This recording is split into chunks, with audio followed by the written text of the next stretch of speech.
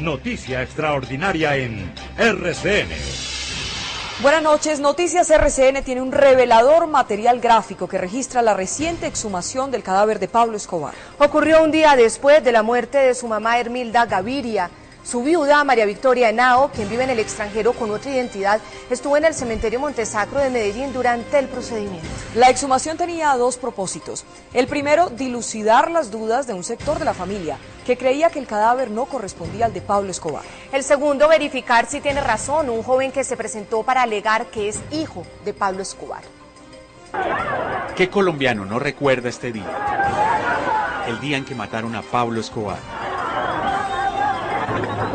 Todo esto ocurrió hace ya 13 años y las imágenes del capo muerto y de su entierro todavía están frescas en la memoria de un país que vivió y sufrió con quien no han dudado en señalar como el criminal más grande de los últimos tiempos. Pero ese entierro no significó la paz, ni para el país ni para el propio Pablo, quien fue desenterrado hace pocos días por instrucciones de su propia familia. La diligencia comenzó a las 6 en punto de la mañana. A esa hora, una cuadrilla de obreros del cementerio Sacromonte dio las primeras paradas para arrancar el pasto y las pesadas lápidas de mármol que estaban sobre la tumba de Pablo Escobar y de Abel, su padre, quien falleció en el 2001 y quien pidió como último deseo ser sepultado junto con su hijo. Nicolás Escobar Urquijo, el sobrino predilecto de Pablo Escobar, lideró la tarea y se encargó de darle las instrucciones precisas a los trabajadores. Media hora más tarde apareció la viuda del capo, María Victoria Henao, quien desde hace varios años cambió su identidad para vivir tranquila con sus hijos en el exterior, lejos del legado violento de Pablo. Vestía de luto y todo el tiempo registró lo que pasaba con una pequeña cámara digital. En pocos minutos quedó al descubierto el primer féretro, el de Abel, padre de Pablo. Dos hombres trajeron dos ataúdes nuevos, donde iban a ser depositados los restos después de la diligencia. Una hora y media después, los trabajadores dieron con el ataúd de Pablo Escobar. En ese momento ya estaban presentes otros familiares, entre ellos la hermana menor de Pablo, Luz María. El tiempo ha hecho estragos en el ataúd. La inminencia de la aparición del cuerpo crea una atmósfera densa, dolor, curiosidad, impresión y miedo de reencontrarse de una manera tan cruda con un testimonio de tiempos dolorosos hechos de hueso y tierra. Nicolás sigue dando instrucciones y pide que los restos sean tratados con mucho cuidado. Métalo tranquilo, acomódelo, no se preocupe. Poco a poco los huesos del cuerpo de Pablo Escobar son colocados dentro del ataúd nuevo. De repente, en medio de la tierra, aparece por fin el cráneo de Pablo Escobar. Con delicadeza, el sepulturero le entrega el cráneo del capo a Nicolás.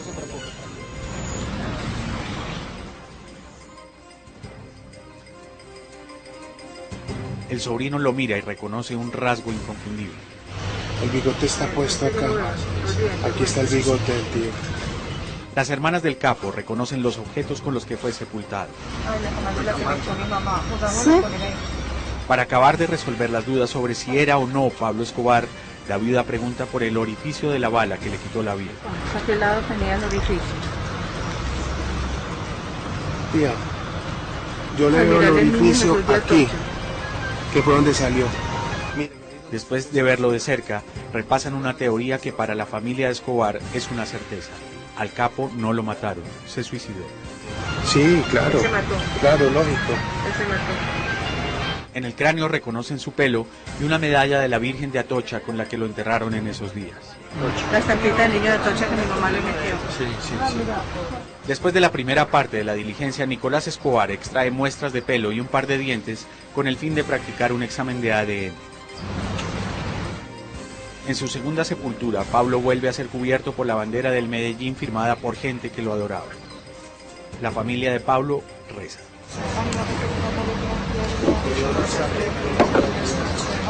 Nicolás, quien durante todo el tiempo dirigió con delicadeza, firmeza y respeto la exhumación, ahora llora por su tío.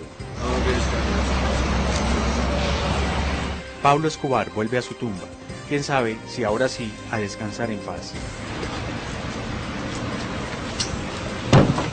Su familia vuelve a la vida de todos los días, después de mirar de frente y de cerca un doloroso pasado que pareciera no quedarse atrás.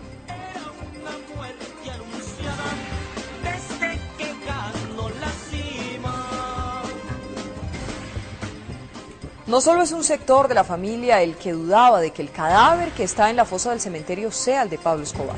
También hay cientos de habitantes de Medellín que incluso todavía creen que Pablo Escobar no fue el hombre que murió el 2 de diciembre de 1993. El mito, Claudia, ronda en Medellín, en el barrio Sin Tuburios, que construyó Pablo Escobar.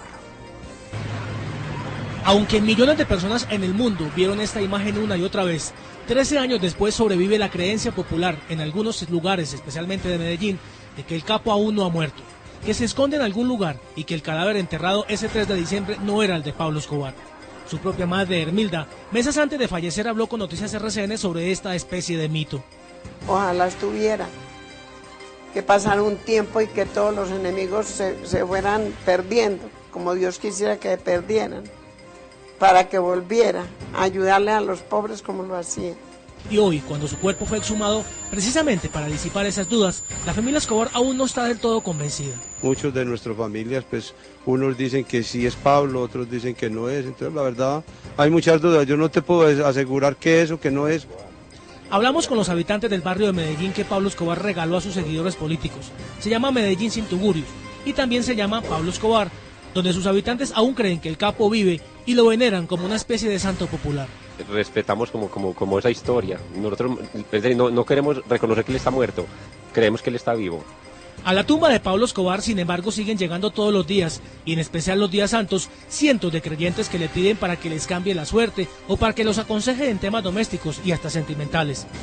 La bandera del equipo de fútbol Independiente Medellín, de que Pablo Escobar era hincha, apareció dentro de los escombros del féretro, aún intacta, pues un seguidor, cuyo carnet también había sido enterrado hace 13 años con el capo, logró dejarla allí, dizque para que el equipo por fin fuera campeón, con la ayuda que el capo le iba a hacer desde el más allá. Ahora que recuerdo, pues Medellín en ese tiempo no era campeón, llevaba como 40 o 50 años sin ser campeón y creo que al año, a los 2 años Medellín fue campeón. No digo que fue por eso, pero algo habrá.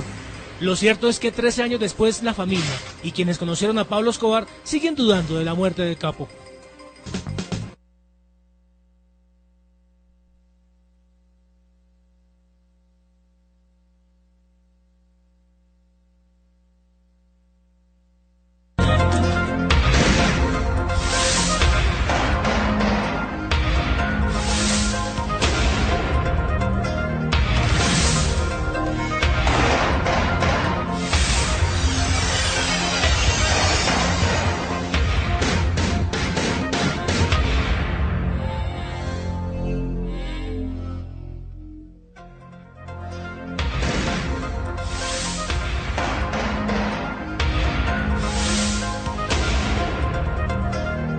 Bienvenidos a este nuevo especial periodístico de Noticias RCN.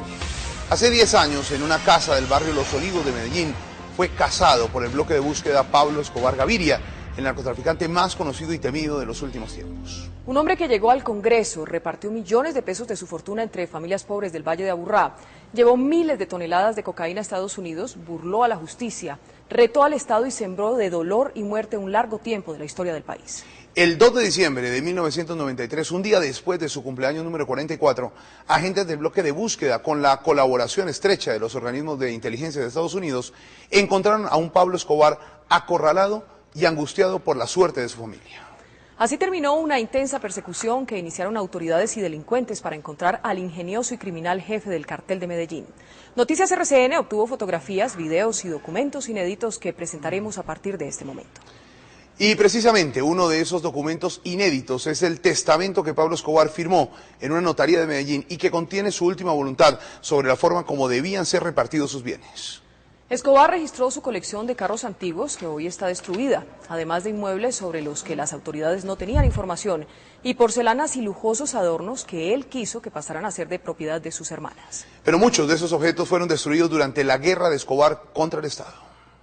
El 3 de octubre de 1980, siendo las 10 de la mañana, el entonces hombre de negocios y aspirante a político Pablo Escobar Gaviria compareció ante la Notaría Cuarta de Medellín a sentar el que sería su único testamento. Un legado que hoy ya se constituye en patrimonio de su propia historia. En ese documento quedó plasmado parte del futuro de su esposa, sus hijos y sus padres.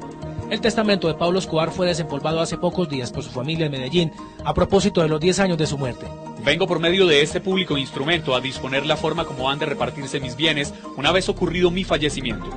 Posteriormente el capo relató: se le entregará a mi esposa, señora Victoria Eugenia Henao de Escobar, los gananciales o mitad de mis bienes. De la cuarta de mejoras que la ley me otorga, se le entregará a mi hijo Juan Pablo de Escobar Henao y a los que llegare a tener todos los carros antiguos o clásicos que tuviere al momento de mi fallecimiento. A las hijas mujeres que llegare a tener, se les entregarán los bienes, muebles, enseres, porcelanas, adornos, electrodomésticos, etcétera, que existan en mi casa al momento de mi fallecimiento. Pablo Escobar dejó constancia que en caso de no tener más hijos, Juan Pablo sería el heredero de todo. El testamento prosiguió ordenando que la cuarta de libre disposición dejaba el 99% a sus padres Abel Escobar Echeverri y Hermilda de los Dolores Gaviria de Escobar, lo mismo que a sus 5 hermanos, y un 1% para una tía. Antes de firmar el instrumento público, Pablo Escobar advirtió: revoco por medio del presente cualquier otro testamento que pudiera resultar como otorgado por mí y ordeno que solamente el presente se considere como la expresión de mi última y deliberada voluntad. Hoy en la tumba de Pablo Escobar no había el mismo número de seguidores de otros años. De la leyenda del narcotraficante que cumplía milagros queda muy poco. El lugar solo es visitado permanentemente por un hombre que tiene la misión de mantener el sepulcro. Y la casa del barrio Los Olivos, donde Escobar encontró la muerte, está abandonada. La triangulación realizada por el bloque de búsqueda indicó que Pablo Escobar estaba escondido en esta casa del barrio Los Olivos, en el occidente de Medellín. Discretamente y en pocos minutos, las autoridades rodearon el lugar. De pronto había una calma tremenda y un momento a otro pues eso se llenó de policías y cuando la noticia era que ahí enseguida de la casa mía pues estaba Pablo Escobar.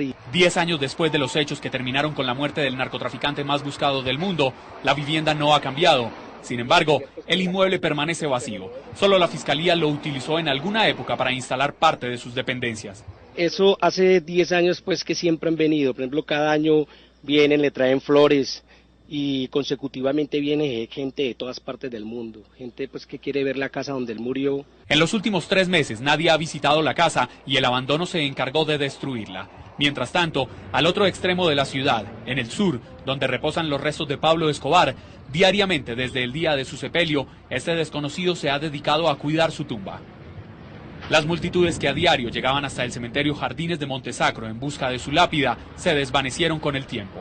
10 años más tarde, apenas unos pocos curiosos llegan hasta este lugar. Yo le rezo y miro la tumba y es que yo vengo cada 8 días, vengo a la Santa Misa acá y todos los domingos ahí mismo vengo. Solo algunas flores acompañan los restos del narcotraficante que durante casi 10 años fue el más buscado por las autoridades del mundo entero. El próximo 1 de enero tomará posesión como gobernador de Santander el hombre que hace 10 años le propinó el disparo certero a Pablo Escobar. El coronel Hugo Aguilar optó por la política después de ser retirado de la Policía Nacional, a la que sirvió durante más de 20 años. Aguilar era capitán y hacía parte del grupo élite del bloque de búsqueda que ese 2 de diciembre entró a la casa donde se escondían Pablo Escobar y su compañero alias El Limón. Ahora retirado de la peligrosa carrera de buscar delincuentes, Aguilar admite que el jefe paramilitar Carlos Castaño fue fundamental para ubicar a Pablo Escobar y señala que la participación de Estados Unidos fue menos importante de lo que se cree. El coronel Aguilar revolcó el baúl de sus recuerdos y revivió por varios minutos el episodio que definitivamente le partió la vida en dos. Ese 2 de diciembre, hace 10 años, el hoy gobernador de Santander comandaba el pelotón de asalto que entró a la casa del barrio Los Olivos, donde por fin acababan de encontrar a Pablo Escobar Gaviria. Recuerdo tanto que los 23 hombres que operábamos, en su mayoría dejaron mensajes a la familia y para si sucedía algo extraño, diferente a salir victoriosos, pues al menos se dejaba un mensaje y sabíamos con confianza de que ese día iba a hablar. Y teníamos todo planeado. ¿Por qué? Porque habíamos logrado el visto bueno del presidente de la República, del ministro de Defensa. Los recuerdos también le ayudan a confesar casos insólitos, como las varias veces en que Pablo Escobar pasó en taxi por las narices del bloque de búsqueda, fingiendo ser un simple conductor.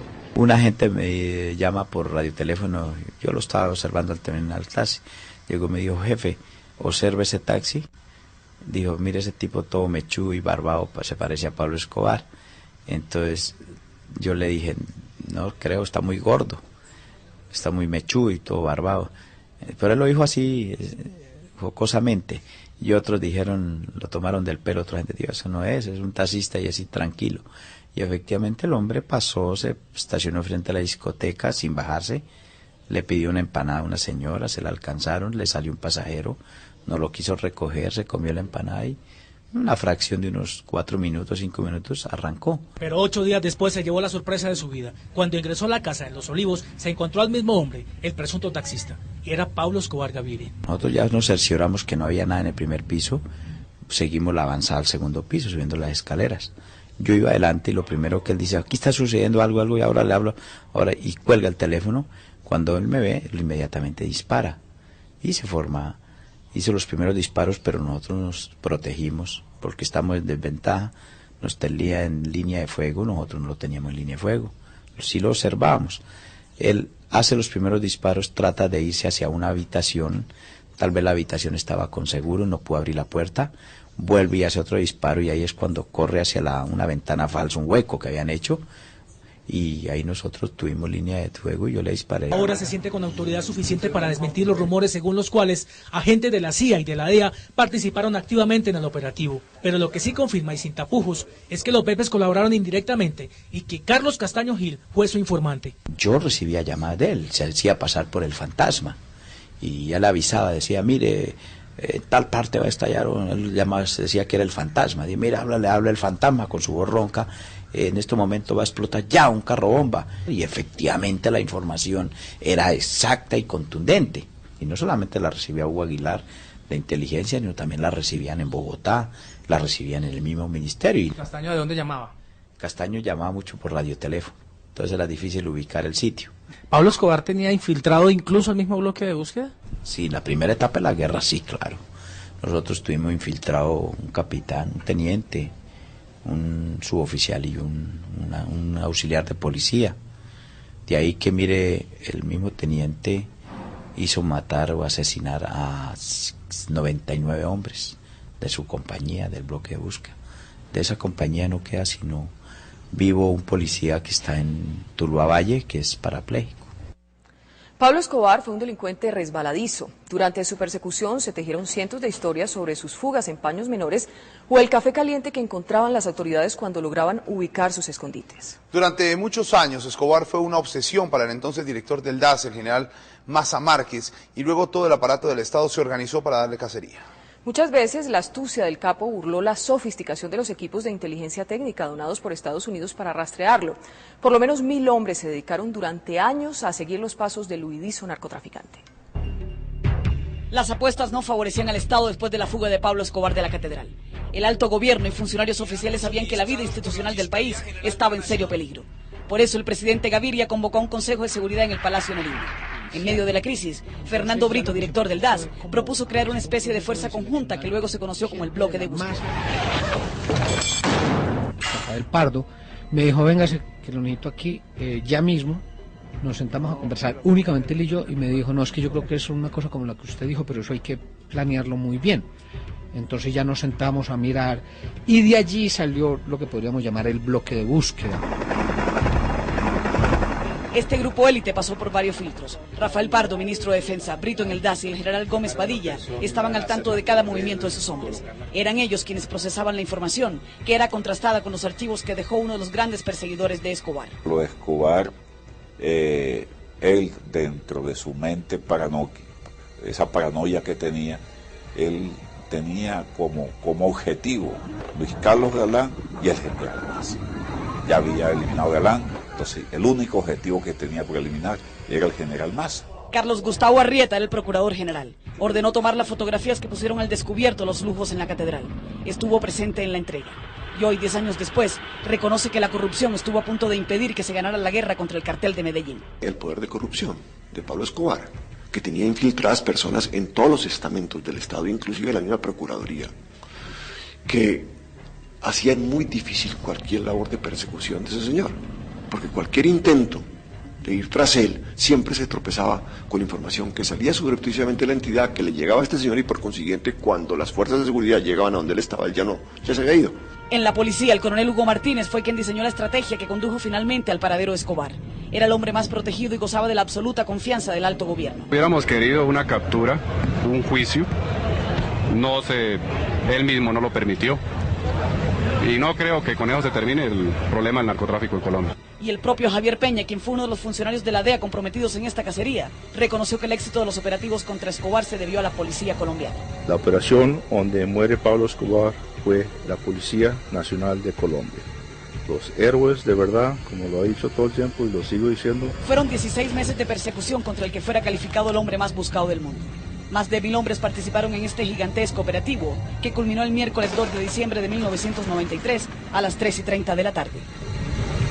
Pero no solo las autoridades lanzaron una febril persecución contra Pablo Escobar, también lo hicieron sus enemigos, quienes luego de la fuga de la catedral integraron la tenebrosa organización de los Pepes. En los Pepes, perseguidos por Pablo Escobar, estaban los hermanos Rodríguez Orejuela, los hermanos Castaño Gil, los Moncada y los Galeano, y otros delincuentes obsesionados con ver el final de su enemigo. Precisamente un día después de la muerte de Escobar, los Pepes anunciaron el fin de sus actividades y la justicia no condenó a ninguno de sus integrantes.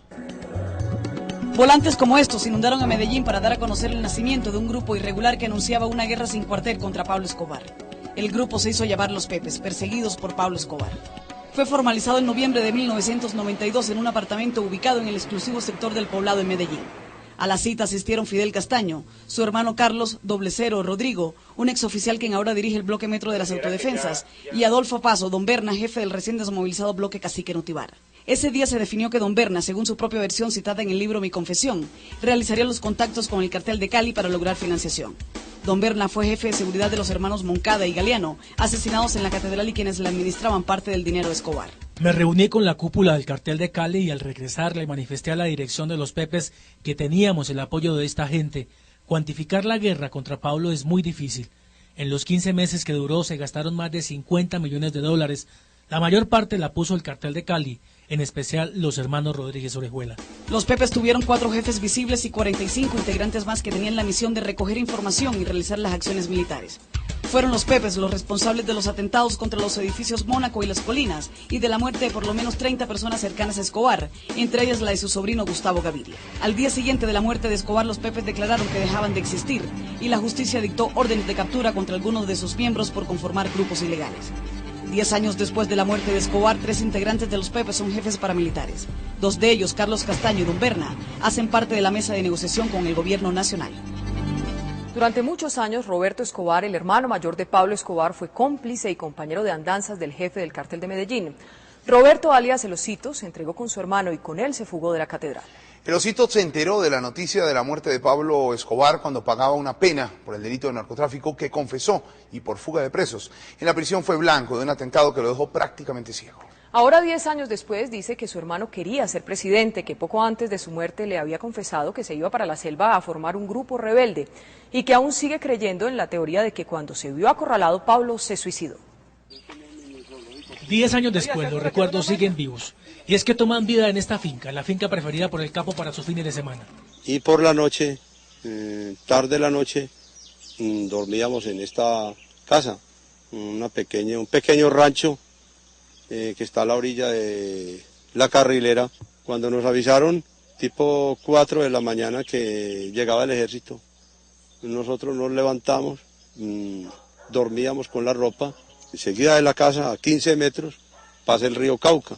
Y nosotros nos embarcábamos en unos neumáticos de carro inflados con unos chalecos para no ahogarnos, porque este es un río que baja con mucha velocidad por esta parte, y nos embarcábamos y nos íbamos hasta una parte que está cerca a Irra. Y allí teníamos otro rancho y una motocicleta, y en esa moto emprendíamos la huida y nos íbamos hacia Medellín. Aquí encontramos a Roberto Escobar, el hermano mayor, y quien fuera su compañero de fugas y vivencias. El día que mataron a mi hermano me encontraba detenido en la cárcel de Itagüí y recibí la noticia más o menos a las 3:10 de la tarde. La verdad no lo podía creer. Es que la familia Escobar estaba convencida de que Pablo ya no se encontraba en la ciudad, pues preparaba la creación de un grupo rebelde armado que se escondería y lucharía desde la selva. La última vez que hablé con él fue 3 días antes de la muerte, que me decía que estuviera tranquilo, que estaba muy bien y que iba a ir para el monte, que ya había conseguido todos los implementos que necesitaba para estar en el monte, mientras que pasaba la persecución.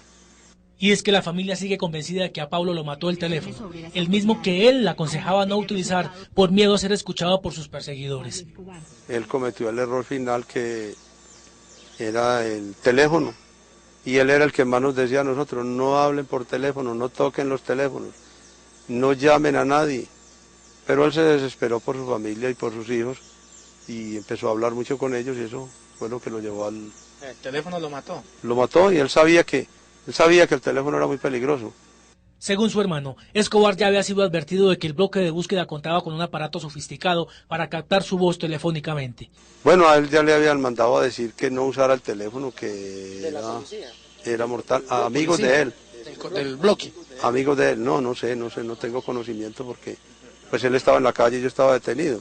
Pero él tenía amigos de toda clase, en la policía, en el ejército, en la política, civiles, de toda clase.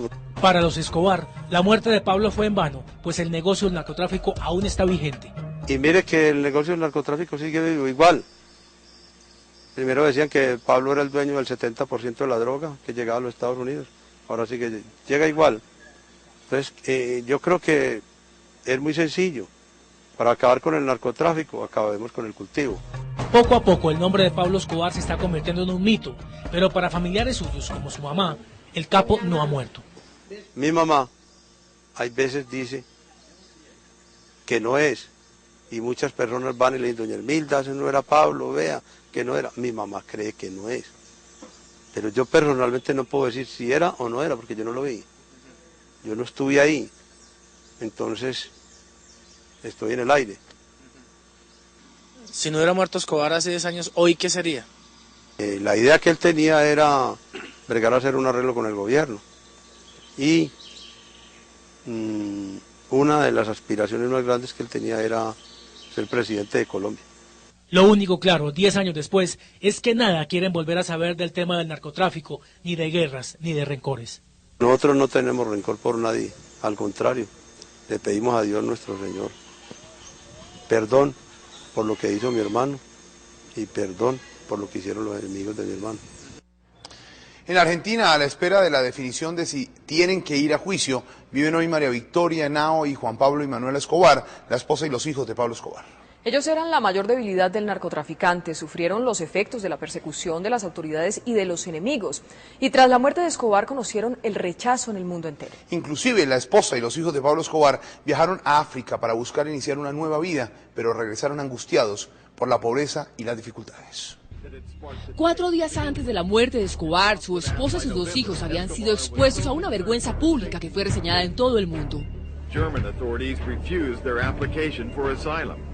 María Victoria Henao, el adolescente Juan Pablo y Manuela, de 9 años, tomaron un avión de Lufthansa rumbo a Frankfurt, Alemania, pero el gobierno de ese país les prohibió el ingreso y de inmediato regresaron a Bogotá. Por las leyes alemanas, si la persona baja del avión, ya no la pueden devolver automáticamente. En cambio, si no le permitían que bajara del avión, la podían devolver sin ningún tipo de trámite, ni de requisito, ni de nada. Estaban tan acorralados como el capo, de quien fueron el verdadero talón de Aquiles, porque nada afectaba más a Escobar que el sufrimiento de sus hijos y su esposa. De hecho, el bloque de búsqueda lo encontró cuando rastreó una llamada en la que hablaba con Juan Pablo.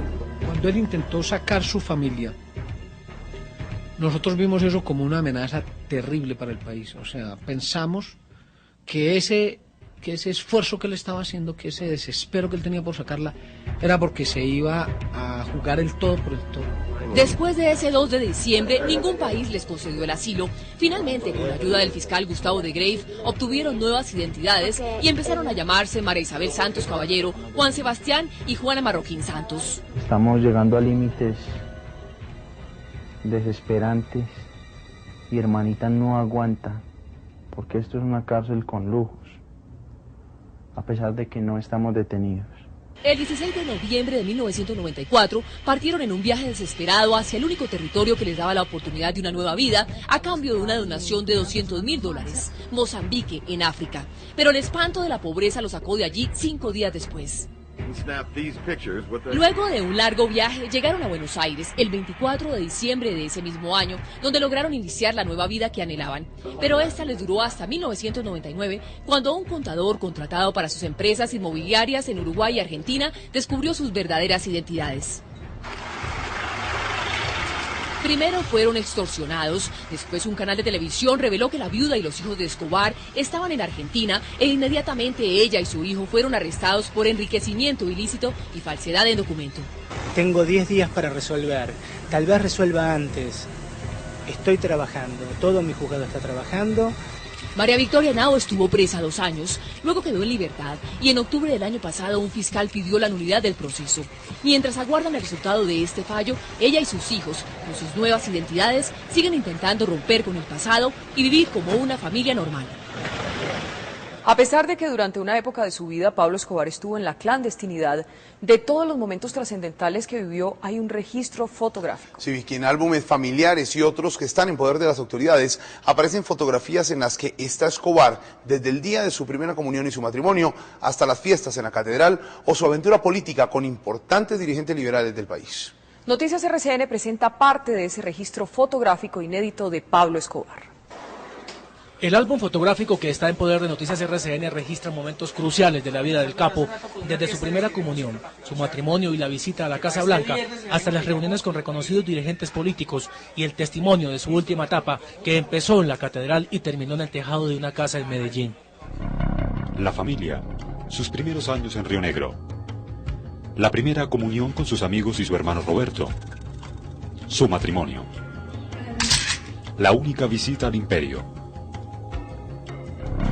los amigos, en su finca Nápoles, sus hombres de confianza, John Jairo Velázquez, Popeye, Carlos Mario Alzate, Arete, el Negro Pavón, y Otoniel González, alias Otto. Con Carlos Lever, compañero de negocios y de política. Con su primo Gustavo Gaviria, en la hacienda Nápoles. La política. Sus años de apogeo en la política. El tiempo de renovación liberal con Alberto Santofimio Botero. En Medellín, con Santofimio y Jairo Ortega, de quien fue suplente en la Cámara de Representantes. Con otros políticos antioqueños. En la plaza pública. El final. La primera reseña. Las fotos que adornaban su habitación en la catedral. El cosaco en Envigado, con su guía espiritual, el padre García Herreros. Las visitas de Higuita y Leonel Álvarez, con su familia y los compañeros de prisión. El último día. Son más de 300 fotos que registran paso a paso los 44 años que vivió Pablo Escobar. Pablo Escobar hizo del terrorismo su arma de guerra. Durante más de 5 años ordenó asesinatos, planeó atentados y entregó miles de millones de pesos para financiar su estructura terrorista. Su espíritu criminal lo llevó a ordenar asesinatos indiscriminados de policías, a instalar bombas en centros comerciales y a lanzar una persecución delirante contra el que consideraba su principal enemigo, el entonces director del DAS, general Miguel Alfredo Maza Márquez. De hecho, fue tan dura su ofensiva que ordenó activar una bomba de 500 kilos de explosivos en el edificio del DAS para asesinar al general Maza Márquez. Por cuenta de Escobar, el país vivió dolores tan profundos como la muerte de 107 personas que viajaban en un avión comercial o la muerte de mujeres y niños por la explosión de una bomba en la celebración del Día de la Madre. La narcoguerra desatada por Pablo Escobar contra el Estado ensangrentó al país entre 1989 y 1993. La pesadilla de 14 atentados con carros bomba instalados en 6 ciudades y la explosión del avión de Avianca dejó un saldo trágico de 258 muertos y 803 heridos. Niños, mujeres, escoltas, funcionarios judiciales, secretarias y transeúntes fueron demolidos por la fuerza de la dinamita. Escobar inició una campaña de terror contra la prensa colombiana. En el atentado murieron 2 personas y 20 resultaron heridas. El carro bomba explotó frente a las instalaciones del diario y dejó un muerto y 71 heridos.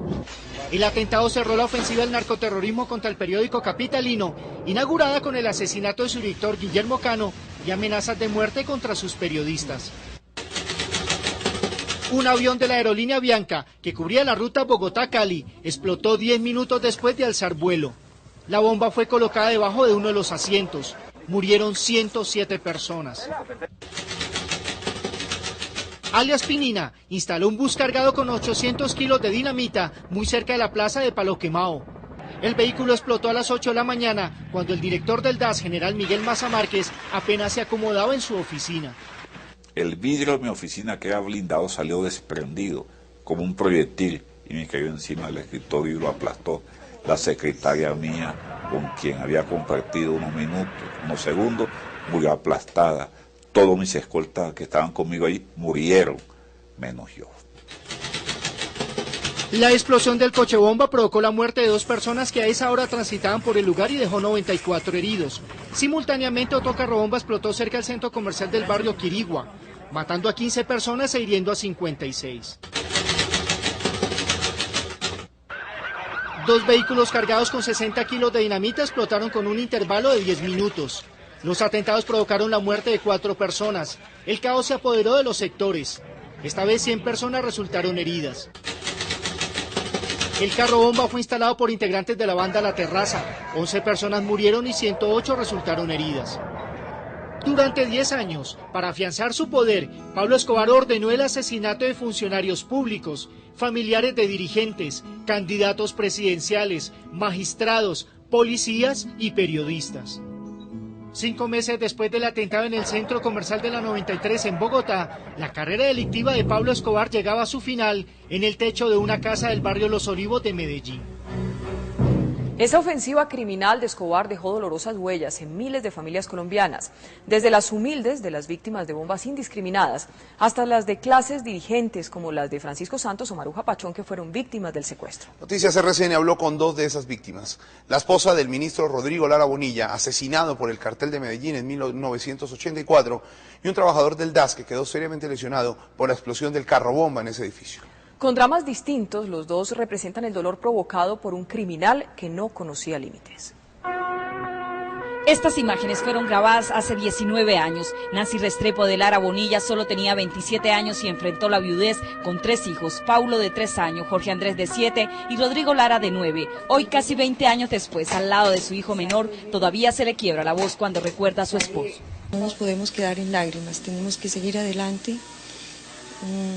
Eso fue un legado de Rodrigo Lara. Rodrigo fue un hombre muy honesto, un hombre que desde que llegó al Ministerio de Justicia luchó contra el problema del narcotráfico, a sabiendas que le iba a costar la vida. Pocos días después del asesinato de Rodrigo Lara, salió del país. Asegura que sintió mucha rabia y frustración y que pensó en no regresar a Colombia. A pesar de mis intenciones de no volver, a los 3 años sentí la nostalgia y sentí el deseo de volver a Colombia. Pese al dolor que enfrentó y lo que significaba volver al país, hace 3 años le dieron la noticia de que no podía seguir trabajando en la Embajada de Francia porque llevaba mucho tiempo en un cargo en el exterior. Ese día se dio cuenta de que ni siquiera tenía una pensión para seguir educando a sus hijos. Lo que he hecho, lo he hecho todo con mi trabajo. La educación de mis hijos ha sido por mi trabajo. Sin embargo, piensa que debe seguir construyendo país. Pero el rastro de dolor por las acciones terroristas ordenadas por Pablo Escobar también marcó la vida de Carlos Josué Caro, un empleado del DAS, que vio de frente la muerte hace 12 años cuando un bus con 500 kilos de dinamita estalló frente a su oficina. Me cayó una pared encima y tuve muchísimos impactos de vidrio.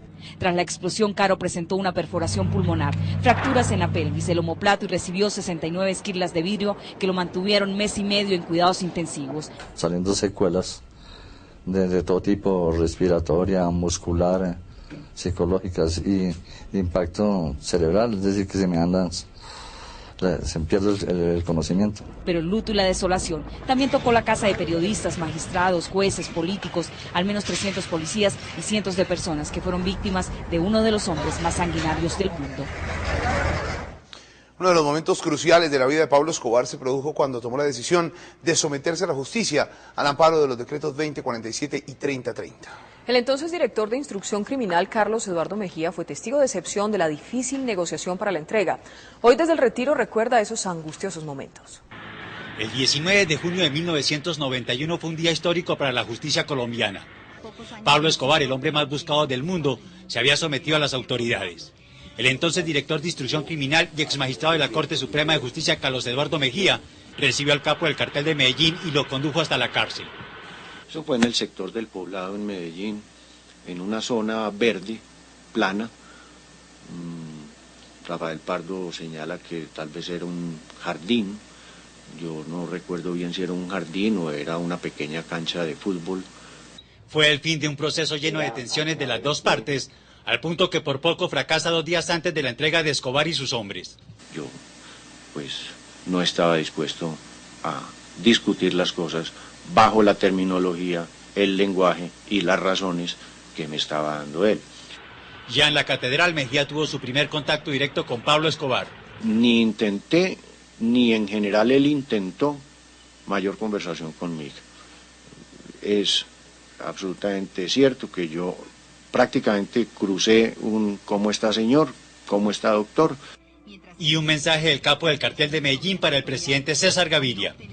Diciéndome, dígale al presidente que esté absolutamente seguro que yo pago por lo menos 8 años de cárcel. Según Mejía, el gobierno no se dio por aludido, pues la intención era fortalecer a la justicia, condenando con todo el rigor de la ley a Escobar y sus hombres. Durante poco más de un año, Pablo Escobar y sus lugartenientes estuvieron presos en un sitio que pasó a la historia de la infamia, la Catedral.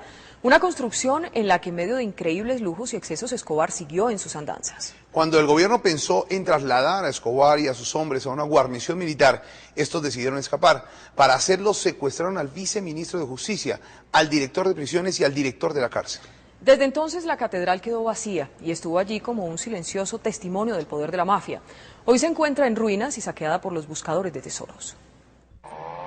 Así se veía la catedral pocas horas después de que Pablo Escobar se fugara de allí con sus secuaces. Una enorme construcción clavada en las montañas que circundan a Envigado, en un lugar que el propio capo escogió porque desde allí podía ver todo lo que se movía a su alrededor y porque además podía disfrutar de una buena cancha de fútbol, de espacios para conversar con sus hombres y de un rincón para la casa de muñecas de su hija Manuela. Cuando los periodistas del mundo entraron a la catedral, se reveló la prisión más extraña de la que se haya tenido noticia. Este era, por ejemplo, el apartamento privado de Escobar. Sala, comedor, cocina, baño con tina y jacuzzi. Y un enorme estudio desde donde el mafioso seguía coordinando el funcionamiento de la más temible máquina de muerte y tráfico de estupefacientes en la historia contemporánea. Allí tenía organizados archivadores con temas claves relacionados con las operaciones y sobre su escritorio, unos pequeños policías de cerámica marcados con los nombres de los oficiales que lo perseguían. A medida que sus sicarios los asesinaban, Pablo los acostaba sobre la tabla. Escobar estuvo recluido en la catedral durante 13 meses. Allí lo acompañaron 16 de sus hombres más cercanos. Otto, apasionado por el fútbol. Mugre, coleccionista incansable de artículos y caricaturas referentes a su habilidad para matar. Estuvieron allí también Tato, Tavo, Icopor, Popeye, La Garra, El Angelito. Todos dejaron registro de sus estrambóticos gustos y huella de una forma de vivir, la del narco, que marcó la historia posterior de Colombia hasta nuestros días. En estas habitaciones se pactaron decenas de operaciones de narcotráfico, se ordenó la muerte de policías y de enemigos, pasaron animadas y complacientes reinas de belleza y modelos que subían escondidas en camiones de doble fondo, e incluso fueron asesinados y torturados personajes que Pablo juzgó como enemigos. El 22 de julio de 1992, por este espacio abierto en las rejas electrificadas, se fugaron Pablo Escobar y sus hombres. Para facilitar la fuga, Pablo Escobar tomó como rehenes al viceministro de Justicia Eduardo Mendoza, al exdirector de prisiones coronel Hernando Nava Rubio y al director de la cárcel Jorge Armando Rodríguez. La catedral quedó abandonada y a merced de los guaqueros que durante una década han buscado sin éxito una caleta que, según dicen en la región, dejó Escobar con $10 millones. Hoy el templo que habitó el criminal más célebre de todos los tiempos está en ruinas. Con los restos de la construcción, los pobres de la región construyeron algunas casas en barrios marginales de Envigado. Por los parajes por donde huyeron Pablo y sus secuaces, solo habitan armadillos, aves y venados. En el lugar donde Pablo ordenó la muerte de muchos, muy pronto habrá un aula de clases para estudiantes dedicados al tema de la ecología. Además de los lujos y derroches en la catedral, la Fiscalía logró confirmar que desde su cárcel Escobar secuestró y mató a sus contadores, los Moncada y los Galeano, y a varios cómplices de un supuesto robo de su dinero ilícito. La confirmación de las atrocidades cometidas por Escobar llevó al presidente César Gaviria a tomar la decisión de trasladarlo. Entonces empezó a desencadenarse una fuga que tuvo ribetes de tragicomedia. El propio viceministro de Justicia, quien estuvo secuestrado por Escobar y sus hombres, dijo después de la fuga que él y el coronel Navas se sintieron como en una escena de Los Tres Chiflados. Dime a dónde debo ir por ti. Me parece que es un buen punto, el punto del potro blanco y de la yegua. Tú entiendes lo que te estoy diciendo. Y Pablo Escobar entendió el mensaje y confió en el padre García Herreros. Luego del secuestro de varias personalidades como el actual vicepresidente Francisco Santos, el narcotraficante se acogió a la justicia el 19 de junio de 1991. Ese mismo día, mientras lo transportaban en helicóptero en compañía del sacerdote García Herreros, desde la gobernación de Antioquia hasta la cárcel de la Catedral en Envigado, la constituyente negó la extradición de colombianos.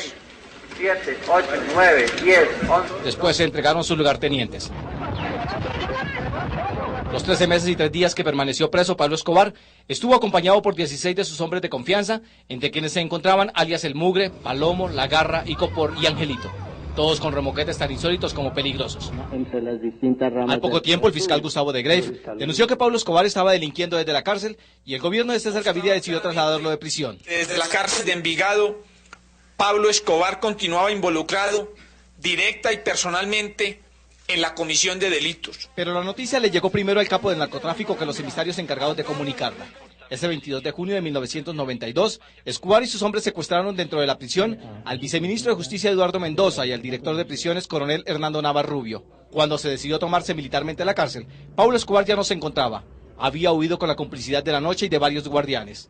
De nada sirvieron los cientos de soldados enviados de Medellín, que bajo el mando del general Gustavo Pardo Ariza de la 4ª Brigada emprendieron la persecución. Si el fugitivo se entrega voluntariamente, su vida será respetada. Después vino el juicio político. No los podemos aceptar como actas para decir que el gobierno violó la ley al revelarlos. La administración Gaviria soportó fuertes debates y críticas. Usted es responsable, señor ministro, de lo que usted declara ante los medios de comunicación social, tratando de confundir mi linaje con el del peor delincuente que existe probablemente en el mundo. El ministro de Defensa, Rafael Pardo, estuvo a punto de estrenar la moción de censura por permitir los operativos estadounidenses.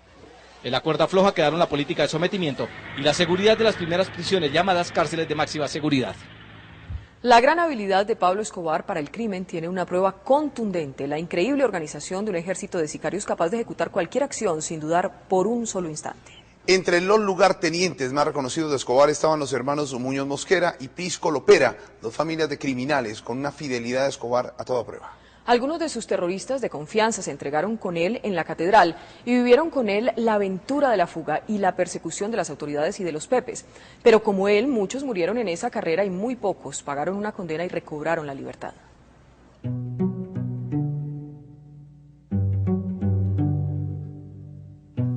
Más de 50 hombres conformaron el brazo armado del cartel de Medellín, sangrientos sicarios que ejecutaron la guerra contra el Estado.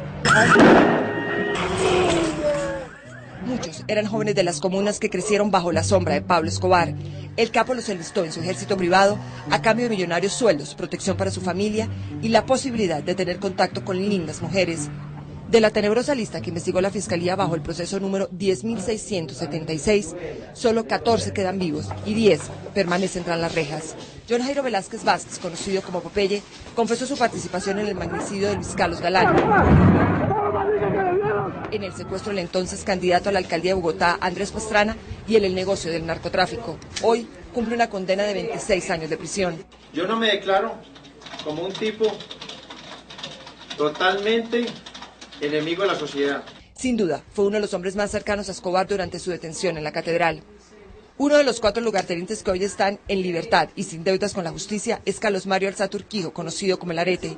Confesó su participación en el homicidio de más de 250 personas, incluidos los 107 pasajeros del avión de Avianca, que fue dinamitado en el aire en noviembre de 1989. Carlos Mario, ¿usted cuántos muertos tiene a sus espaldas?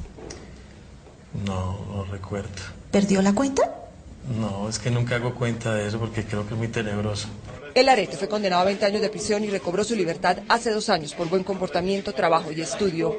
Al salir del penal, recibió un disparo en el cuello. Hoy, recuperado de las heridas, permanece en la clandestinidad.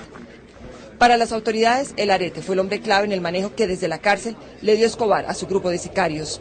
Durante la persecución contra el jefe del cartel de Medellín, el bloque de búsqueda abatió a varios de los más temidos sicarios. entre ellos a Mario Alberto Castaño, alias El Chopo, quien nunca se entregó a las autoridades. Según la Fiscalía, El Chopo fue el encargado de reclutar a los sicarios y de administrar La Oficina, un mítico lugar en el que se pagó por el asesinato de más de 200 policías y agentes del DAS en las calles de Medellín. Fue abatido por el bloque de búsqueda el 19 de marzo del 93. También fueron muertos Brancés Muñoz Mosquera, alias Tyson, Alfonso León Puerta, alias El Angelito, Gustavo Gaviria Riveros, primo de Escobar, y otros 3 sicarios. Y el día de su muerte, Escobar estaba acompañado por alias El Limón, un hombre de su confianza, quien fue abatido pocos segundos antes que su jefe.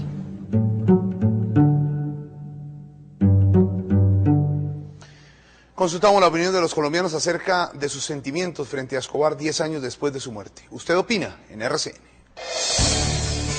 Usted opina en Noticias RCN. 10 años después de la muerte de Pablo Escobar Gaviria en Medellín, ¿cómo recuerda usted al mayor capo del narcotráfico? Con indiferencia 29.6, no lo recuerda 28.7, con admiración 12.6, con nostalgia 9.5, con odio 3.2, ninguna de las anteriores 14.3, no sabe, no responde 2.0. La encuesta fue realizada por la firma Jan Haas para Radio Sucesos RCN, Noticias RCN y la FM de RCN.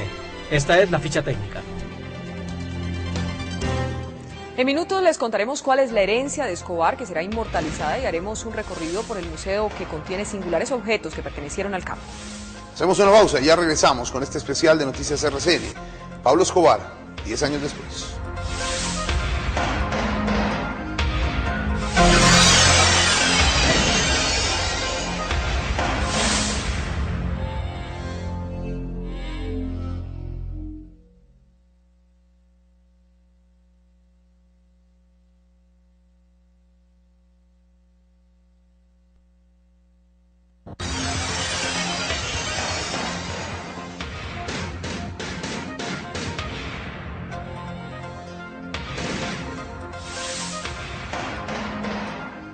Los museos contienen elementos extraños y siempre con gran valor histórico. En el Museo de la Policía hay un espacio para la historia de los grandes criminales y, por supuesto, Escobar ocupa un importante lugar.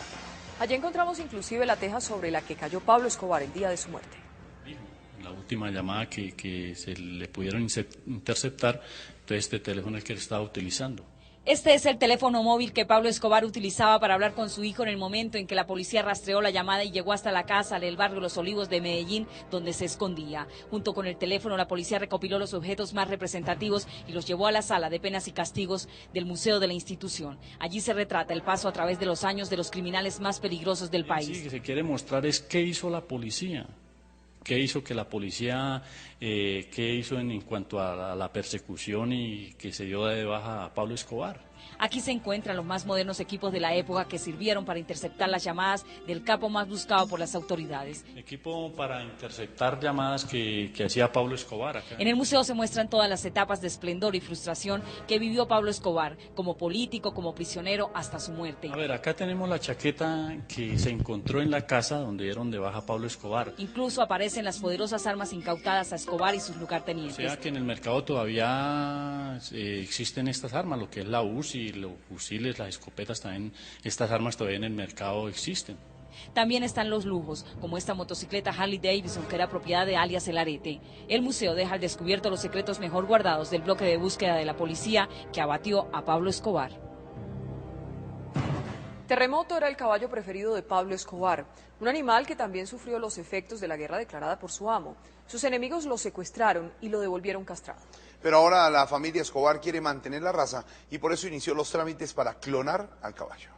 Este es Terremoto, el caballo de Pablo Escobar, que llegó a ser considerado el mejor y más costoso caballo de paso fino del mundo. El Purasangre no escapó a la arremetida de los enemigos del capo y fue secuestrado en plena guerra, castrado y devuelto días después. Estamos tratando en este momento con una compañía italiana de revivir la raza del caballo por medio de la clonación. Hay unos italianos que acabaron de clonar una yegua y nos estamos colocando en contacto por intermedio de un científico colombiano. Varios de sus hijos aún viven en el exterior, pero ninguno ha podido superar la raza de Terremoto de Manizales, el caballo consentido de Pablo Escobar y su familia. Quienes conocieron a Pablo Escobar coinciden en que en el trasfondo de su espíritu criminal había una gran vanidad y una sorprendente necesidad de reconocimiento. Tal vez esa fue la razón por la que Pablo Escobar ordenó la edición de un libro que contiene casi todas las caricaturas en el que él aparece como protagonista y se publicaron en los periódicos nacionales e internacionales. Escobar regalaba el libro con edición de lujo a sus amigos más cercanos.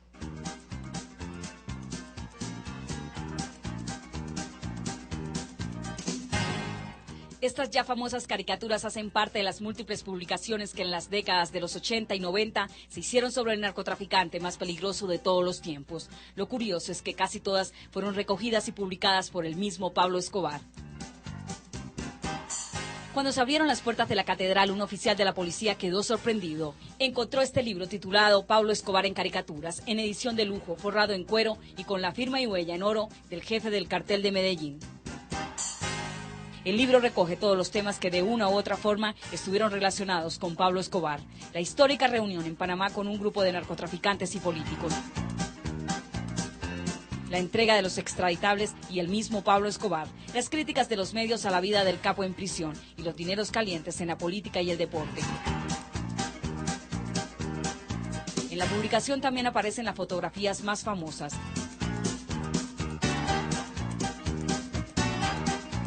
Tal vez por esa extraña fascinación que sentía por figurar, Pablo Escobar ordenó su edición con la colaboración de un hombre apodado El Poeta, el mismo que al parecer escribía los comunicados de los extraditables. Las autoridades aseguran que Pablo Escobar regaló el libro a un pequeño grupo de amigos y hace pocos meses una famosa galería subastó un ejemplar en Nueva York.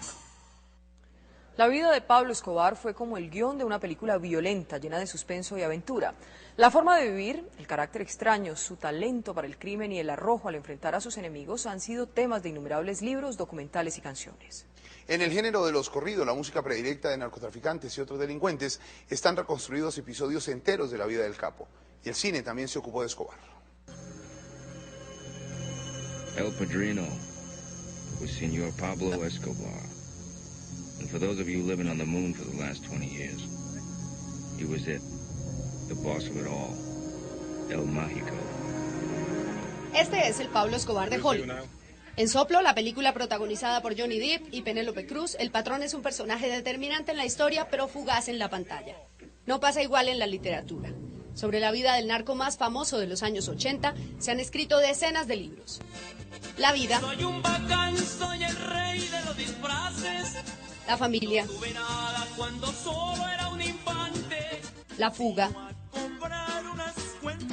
los secretos, la vida criminal y la muerte.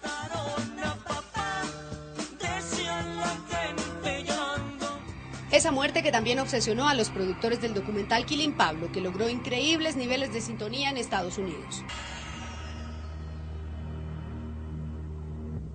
Pero aún falta la gran película del narcotraficante más sanguinario de los últimos tiempos. Sergio Cabrera lleva varios meses trabajando en una profunda investigación para producir Ciudadano Escobar. La idea es mostrar todos los aspectos y todas las diferentes miradas que puede haber sobre una persona como Pablo Escobar. En la música tienen un amplio espacio, la forma de vida representada por el patrón y la frase de combate de su engendro, los extraditables. Prefiero un cementerio que Colombia y no una cárcel en Estados Unidos. Pero fundamentalmente la leyenda de Pablo Escobar es la protagonista. Un cable desde Medellín nos informa, cayó Pablo Escobar Gaviria. Más detalles en breve. Era una muerte anunciada desde que ganó la cima. Bien, hasta aquí este especial de Noticias RCN. Quédense en nuestra tele con Francisco el Matemático. Nos vemos con más noticias después de Punto de Giro. Buenas noches.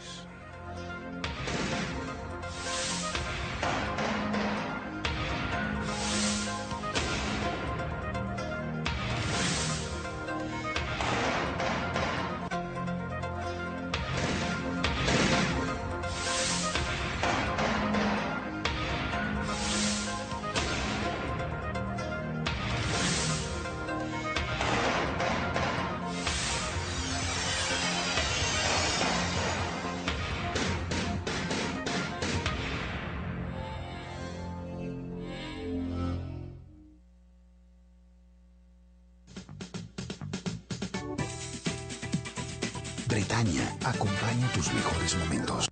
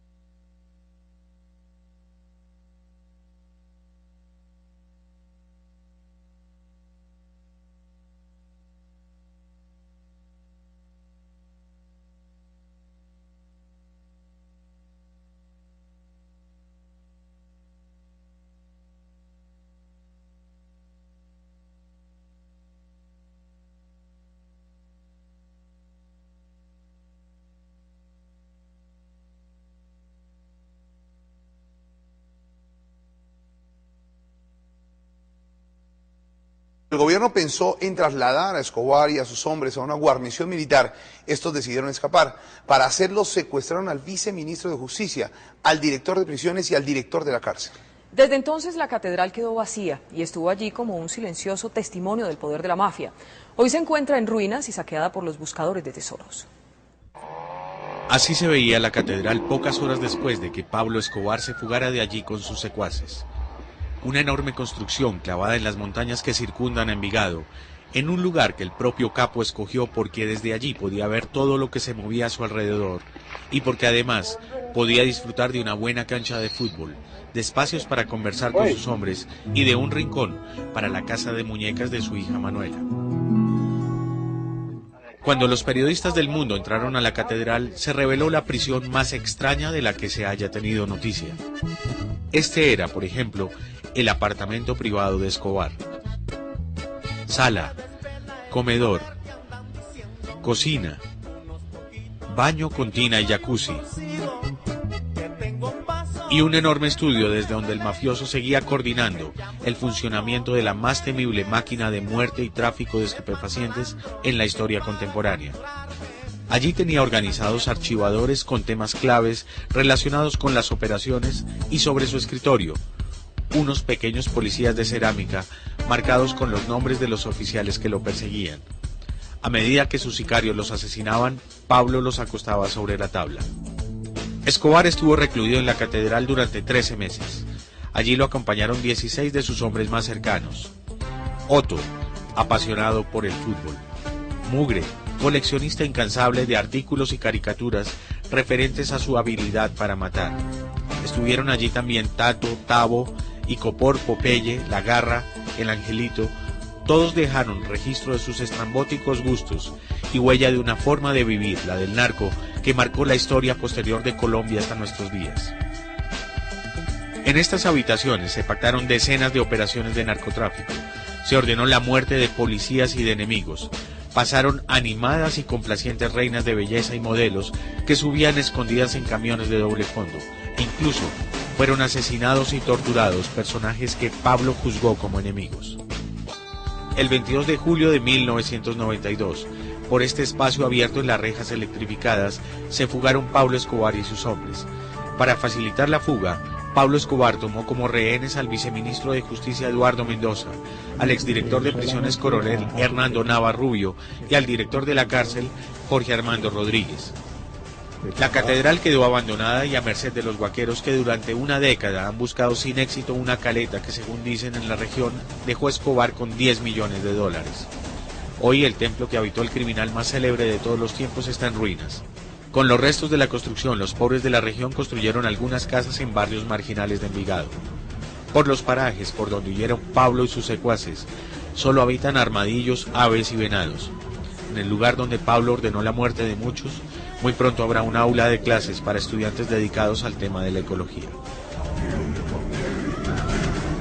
Además de los lujos y derroches en la catedral, la Fiscalía logró confirmar que desde su cárcel Escobar secuestró y mató a sus contadores, los Moncada y los Galeano, y a varios cómplices de un supuesto robo de su dinero ilícito.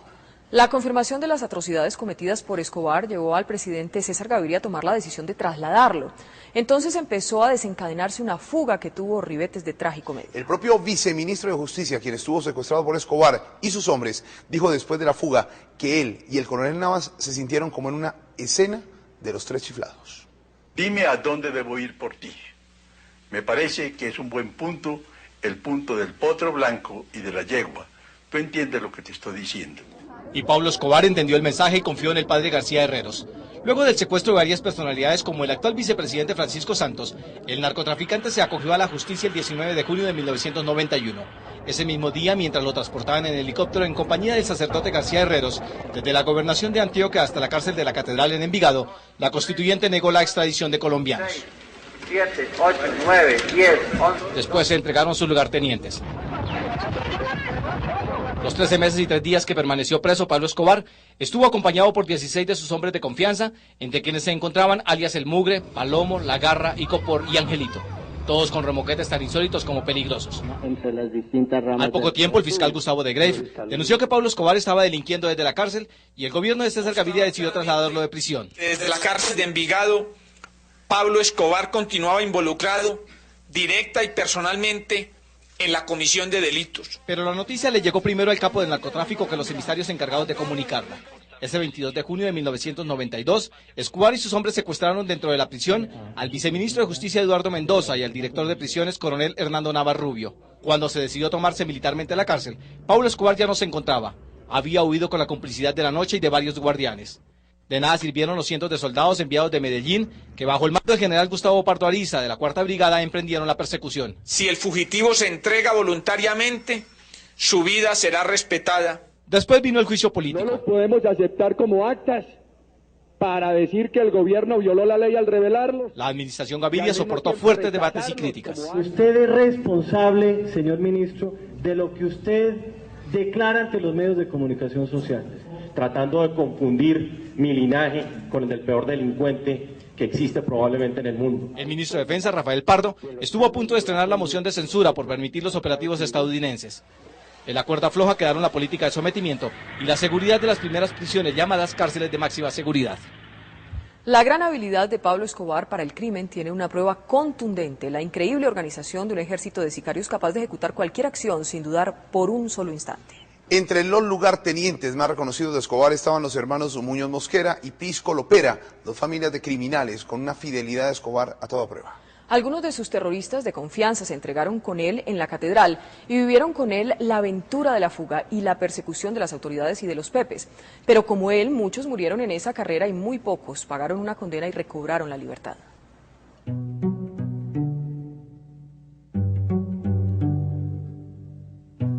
Más de 50 hombres conformaron el brazo armado del cartel de Medellín, sangrientos sicarios que ejecutaron la guerra contra el Estado. Muchos eran jóvenes de las comunas que crecieron bajo la sombra de Pablo Escobar.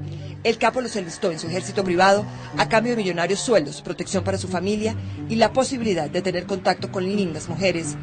De la tenebrosa lista que investigó la Fiscalía bajo el proceso número 10.676, solo 14 quedan vivos y 10 permanecen tras las rejas. John Jairo Velázquez Vázquez, conocido como Popeye, confesó su participación en el magnicidio de Luis Carlos Galán, en el secuestro del entonces candidato a la alcaldía de Bogotá, Andrés Pastrana, y en el negocio del narcotráfico. Hoy cumple una condena de 26 años de prisión. Yo no me declaro como un tipo totalmente enemigo de la sociedad. Sin duda, fue uno de los hombres más cercanos a Escobar durante su detención en la catedral. Uno de los 4 lugartenientes que hoy están en libertad y sin deudas con la justicia es Carlos Mario Alzate Urquijo, conocido como El Arete. Confesó su participación en el homicidio de más de 250 personas, incluidos los 107 pasajeros del avión de Avianca, que fue dinamitado en el aire en noviembre de 1989. Carlos Mario, ¿usted cuántos muertos tiene a sus espaldas? No recuerdo. ¿Perdió la cuenta? No, es que nunca hago cuenta de eso porque creo que es muy tenebroso. El Arete fue condenado a 20 años de prisión y recobró su libertad hace 2 años por buen comportamiento, trabajo y estudio. Al salir del penal, recibió un disparo en el cuello. Hoy, recuperado de las heridas, permanece en la clandestinidad.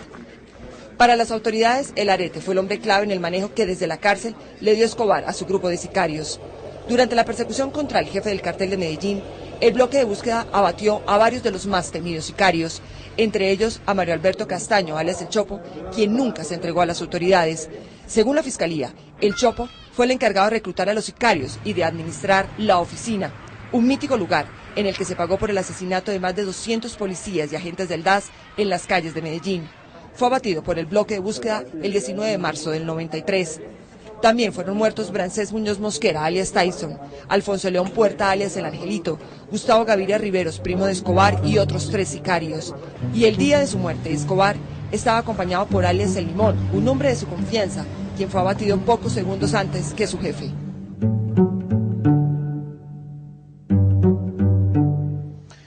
Consultamos la opinión de los colombianos acerca de sus sentimientos frente a Escobar 10 años después de su muerte. ¿Usted opina? En RCN. Usted opina en Noticias RCN. 10 años después de la muerte de Pablo Escobar Gaviria en Medellín, ¿cómo recuerda usted al mayor capo del narcotráfico? Con indiferencia 29.6, no lo recuerda 28.7, con admiración 12.6, con nostalgia 9.5, con odio 3.2, ninguna de las anteriores 14.3, no sabe, no responde 2.0. La encuesta fue realizada por la firma Jan Haas para Radio Sucesos RCN, Noticias RCN y la FM de RCN. Esta es la ficha técnica. En minutos les contaremos cuál es la herencia de Escobar, que será inmortalizada, y haremos un recorrido por el museo que contiene singulares objetos que pertenecieron al campo. Los carros antiguos o clásicos que tuviere al momento de mi fallecimiento. A las hijas mujeres que llegare a tener se les entregarán los bienes, muebles, enseres, porcelanas, adornos, electrodomésticos, etcétera, que existan en mi casa al momento de mi fallecimiento. Pablo Escobar dejó constancia que en caso de no tener más hijos, Juan Pablo sería el heredero de todo. El testamento prosiguió ordenando que la cuarta de libre disposición dejaba el 99% a sus padres, Abel Escobar Echeverri y Hermilda de los Dolores Gaviria de Escobar, lo mismo que a sus 5 hermanos, y un 1% para una tía. Antes de firmar el instrumento público, Pablo Escobar advirtió: revoco por medio del presente cualquier otro testamento que pudiera resultar como otorgado por mí y ordeno que solamente el presente se considere como la expresión de mi última y deliberada voluntad. Hoy en la tumba de Pablo Escobar no había el mismo número de seguidores de otros años. De la leyenda del narcotraficante que cumplía milagros queda muy poco. El lugar solo es visitado permanentemente por un hombre que tiene la misión de mantener el sepulcro. Y la casa del barrio Los Olivos, donde Escobar encontró la muerte, está abandonada. La triangulación realizada por el bloque de búsqueda indicó que Pablo Escobar estaba escondido en esta casa del barrio Los Olivos, en el occidente de Medellín.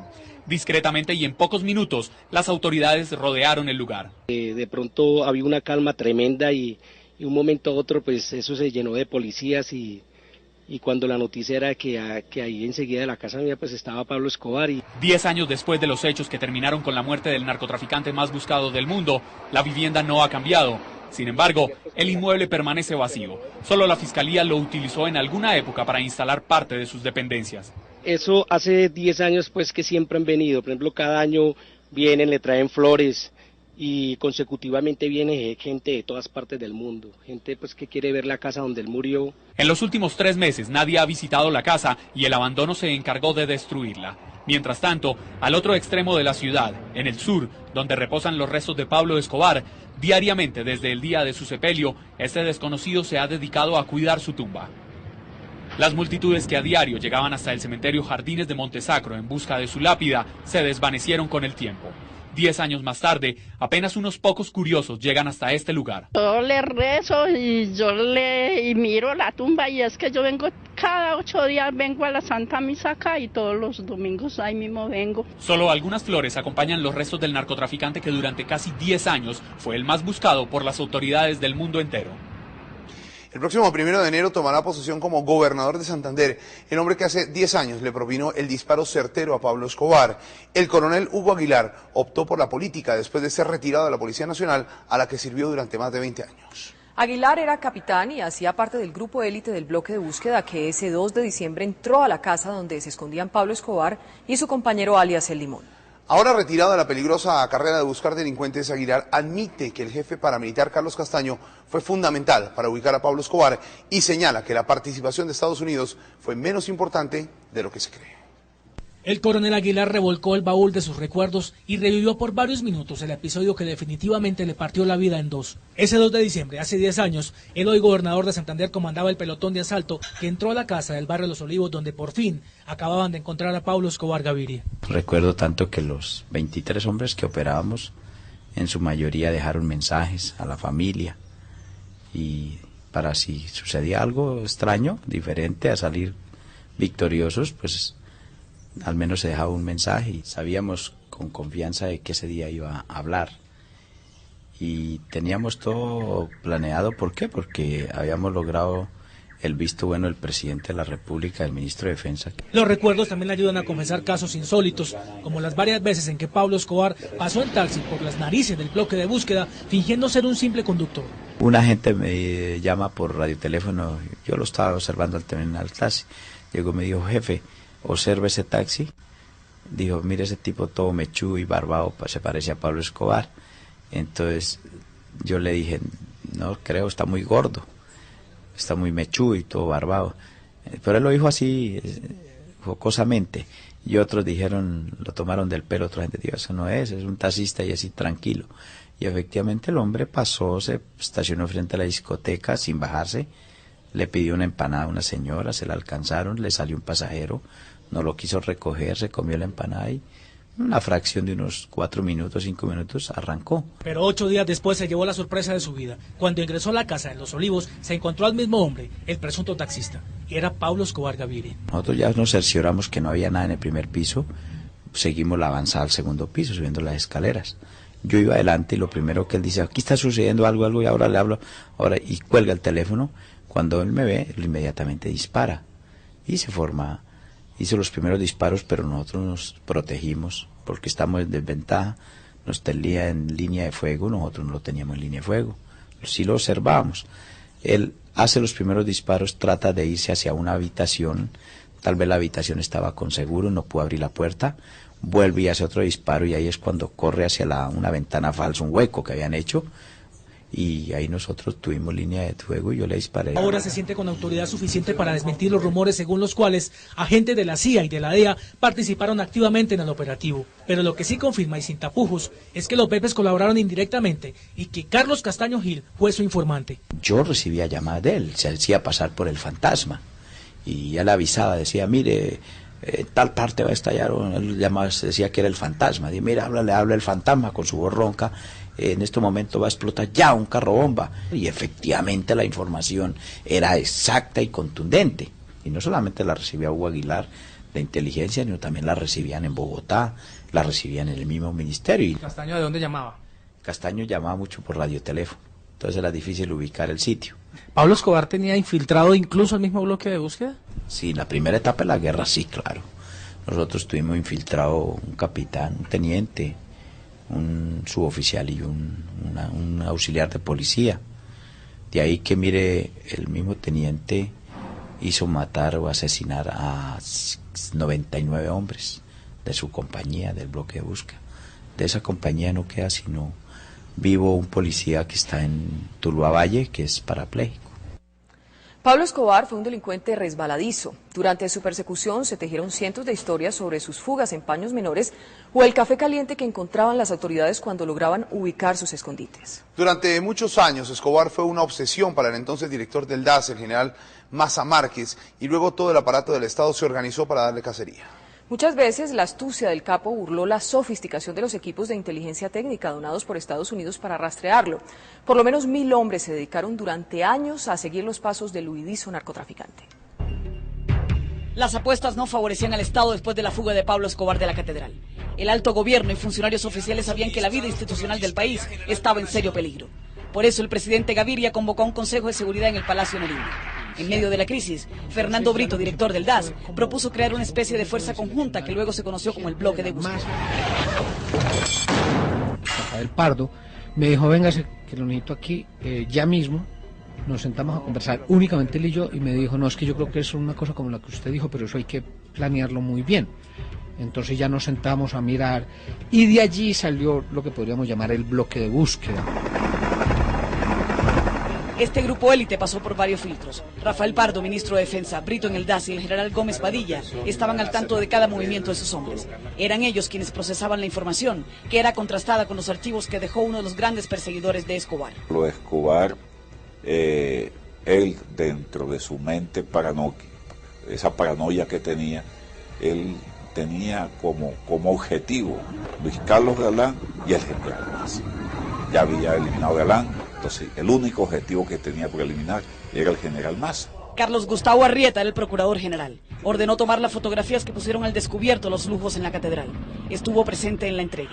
Y hoy, 10 años después, reconoce que la corrupción estuvo a punto de impedir que se ganara la guerra contra el cartel de Medellín. El poder de corrupción de Pablo Escobar, que tenía infiltradas personas en todos los estamentos del Estado, inclusive la misma Procuraduría, que hacían muy difícil cualquier labor de persecución de ese señor, porque cualquier intento de ir tras él siempre se tropezaba con información que salía subrepticiamente de la entidad, que le llegaba a este señor y por consiguiente cuando las fuerzas de seguridad llegaban a donde él estaba, él ya se había ido.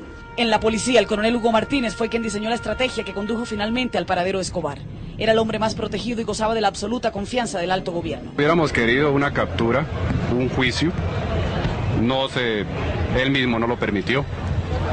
Y no creo que con eso se termine el problema del narcotráfico en Colombia. Y el propio Javier Peña, quien fue uno de los funcionarios de la DEA comprometidos en esta cacería, reconoció que el éxito de los operativos contra Escobar se debió a la policía colombiana. La operación donde muere Pablo Escobar fue la Policía Nacional de Colombia. Los héroes de verdad, como lo he dicho todo el tiempo y lo sigo diciendo. Fueron 16 meses de persecución contra el que fuera calificado el hombre más buscado del mundo. Más de 1000 hombres participaron en este gigantesco operativo que culminó el miércoles 2 de diciembre de 1993 a las 3:30 de la tarde.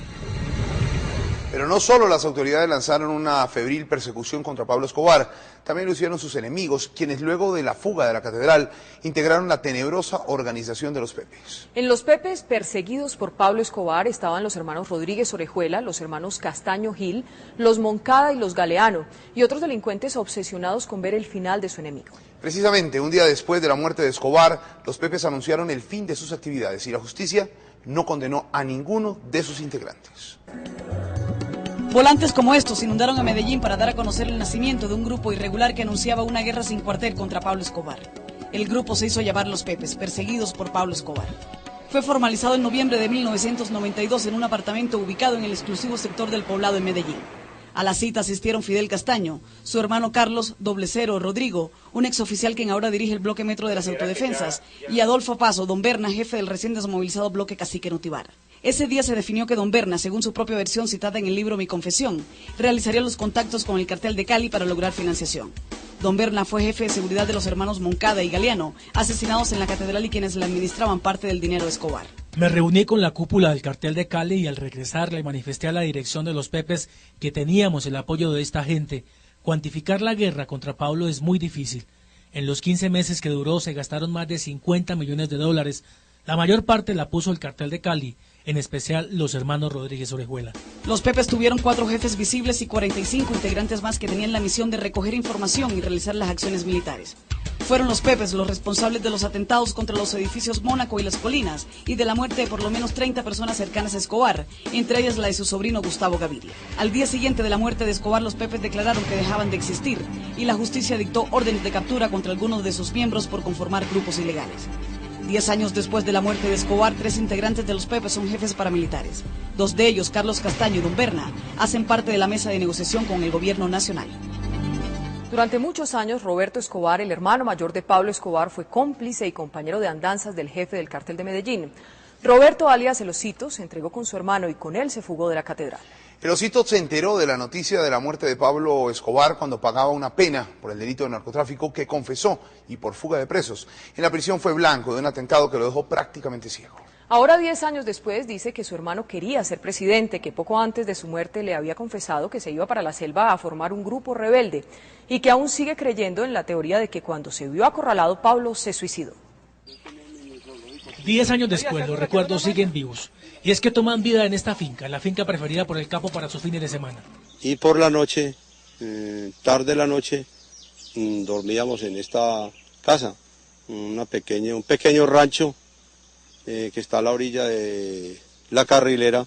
Cuando nos avisaron, tipo 4 de la mañana, que llegaba el ejército, nosotros nos levantamos, dormíamos con la ropa. Enseguida de la casa, a 15 metros, pasa el río Cauca.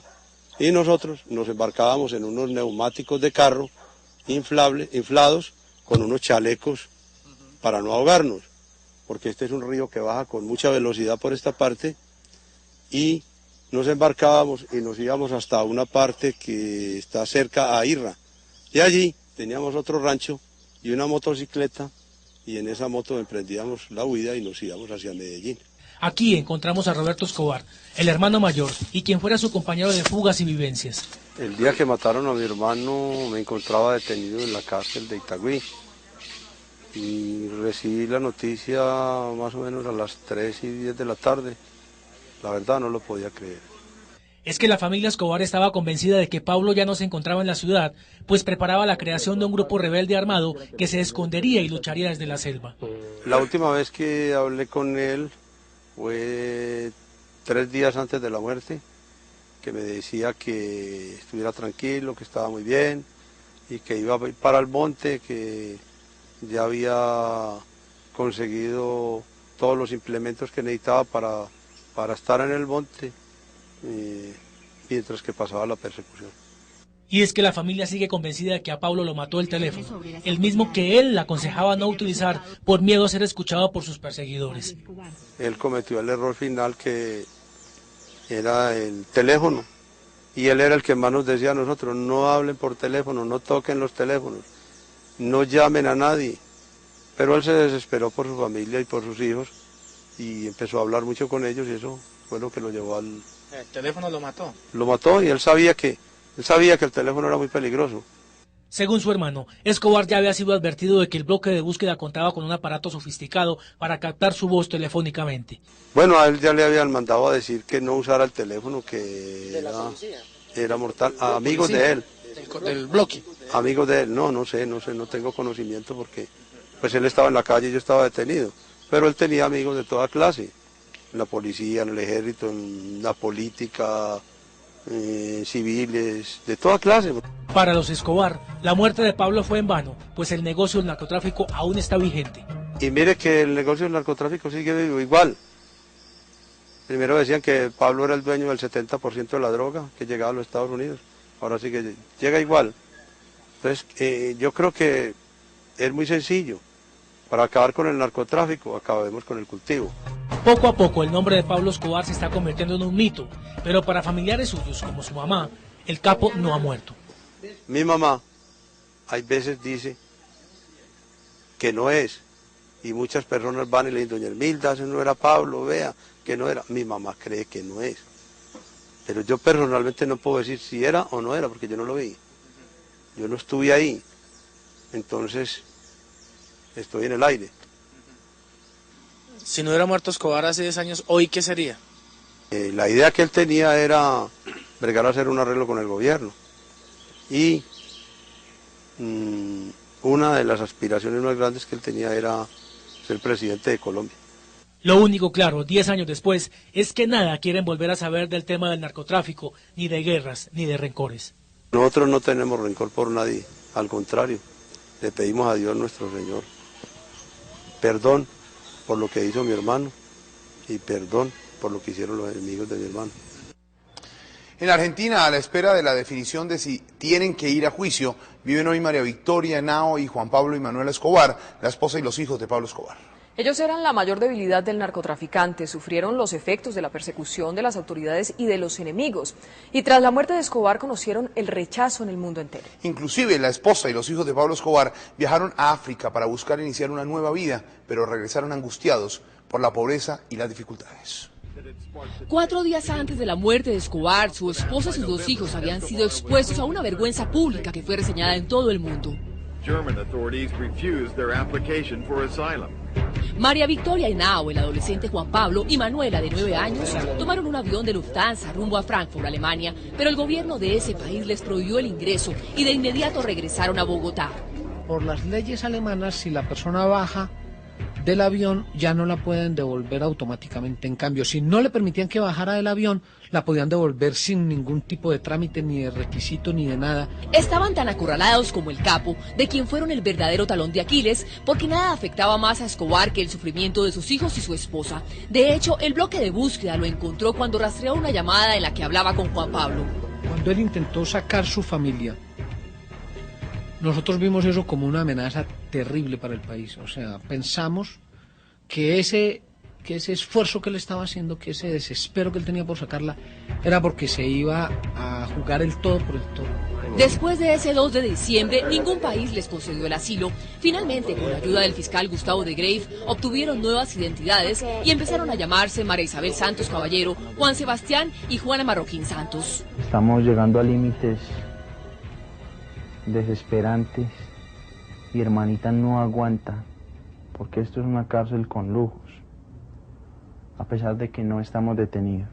El 16 de noviembre de 1994 partieron en un viaje desesperado hacia el único territorio que les daba la oportunidad de una nueva vida a cambio de una donación de $200.000, Mozambique, en África. Pero el espanto de la pobreza los sacó de allí 5 días después. Luego de un largo viaje, llegaron a Buenos Aires el 24 de diciembre de ese mismo año, donde lograron iniciar la nueva vida que anhelaban. Pero esta les duró hasta 1999, cuando un contador contratado para sus empresas inmobiliarias en Uruguay y Argentina descubrió sus verdaderas identidades.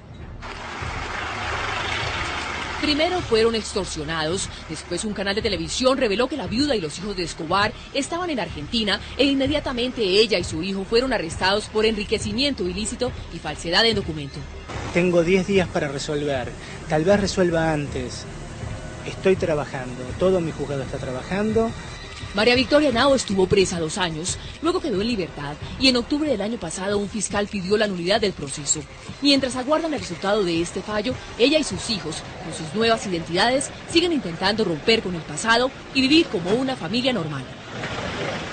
A pesar de que durante una época de su vida Pablo Escobar estuvo en la clandestinidad, de todos los momentos trascendentales que vivió hay un registro fotográfico. Sí, Vicky, en álbumes familiares y otros que están en poder de las autoridades aparecen fotografías en las que está Escobar desde el día de su primera comunión y su matrimonio hasta las fiestas en la catedral o su aventura política con importantes dirigentes liberales del país. Noticias RCN presenta parte de ese registro fotográfico inédito de Pablo Escobar. El álbum fotográfico que está en poder de Noticias RCN registra momentos cruciales de la vida del capo, desde su primera comunión, su matrimonio y la visita a la Casa Blanca, hasta las reuniones con reconocidos dirigentes políticos y el testimonio de su última etapa, que empezó en la catedral y terminó en el tejado de una casa en Medellín. La familia, sus primeros años en Río Negro, la primera comunión con sus amigos y su hermano Roberto, su matrimonio, la única visita al imperio, los amigos, en su finca Nápoles, sus hombres de confianza, John Jairo Velázquez, Popeye, Carlos Mario Alzate, Arete, el Negro Pavón, y Otoniel González, alias Otto. Con Carlos Lever, compañero de negocios y de política. Con su primo Gustavo Gaviria, en la hacienda Nápoles. La política. Sus años de apogeo en la política.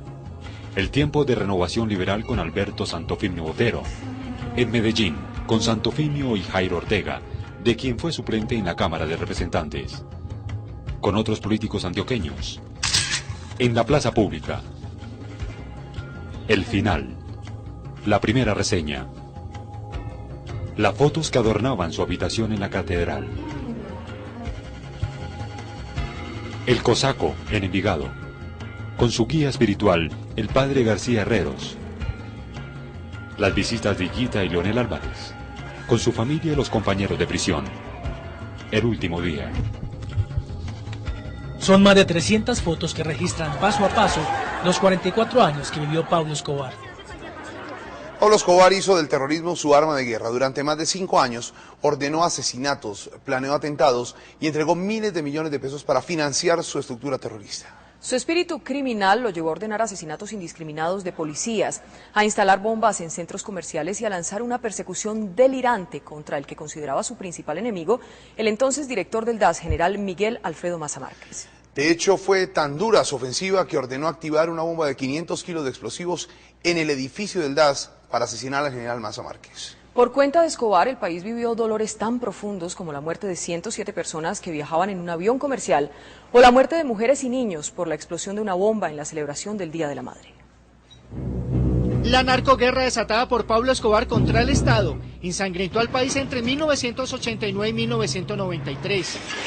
La pesadilla de 14 atentados con carros bomba instalados en 6 ciudades y la explosión del avión de Avianca dejó un saldo trágico de 258 muertos y 803 heridos.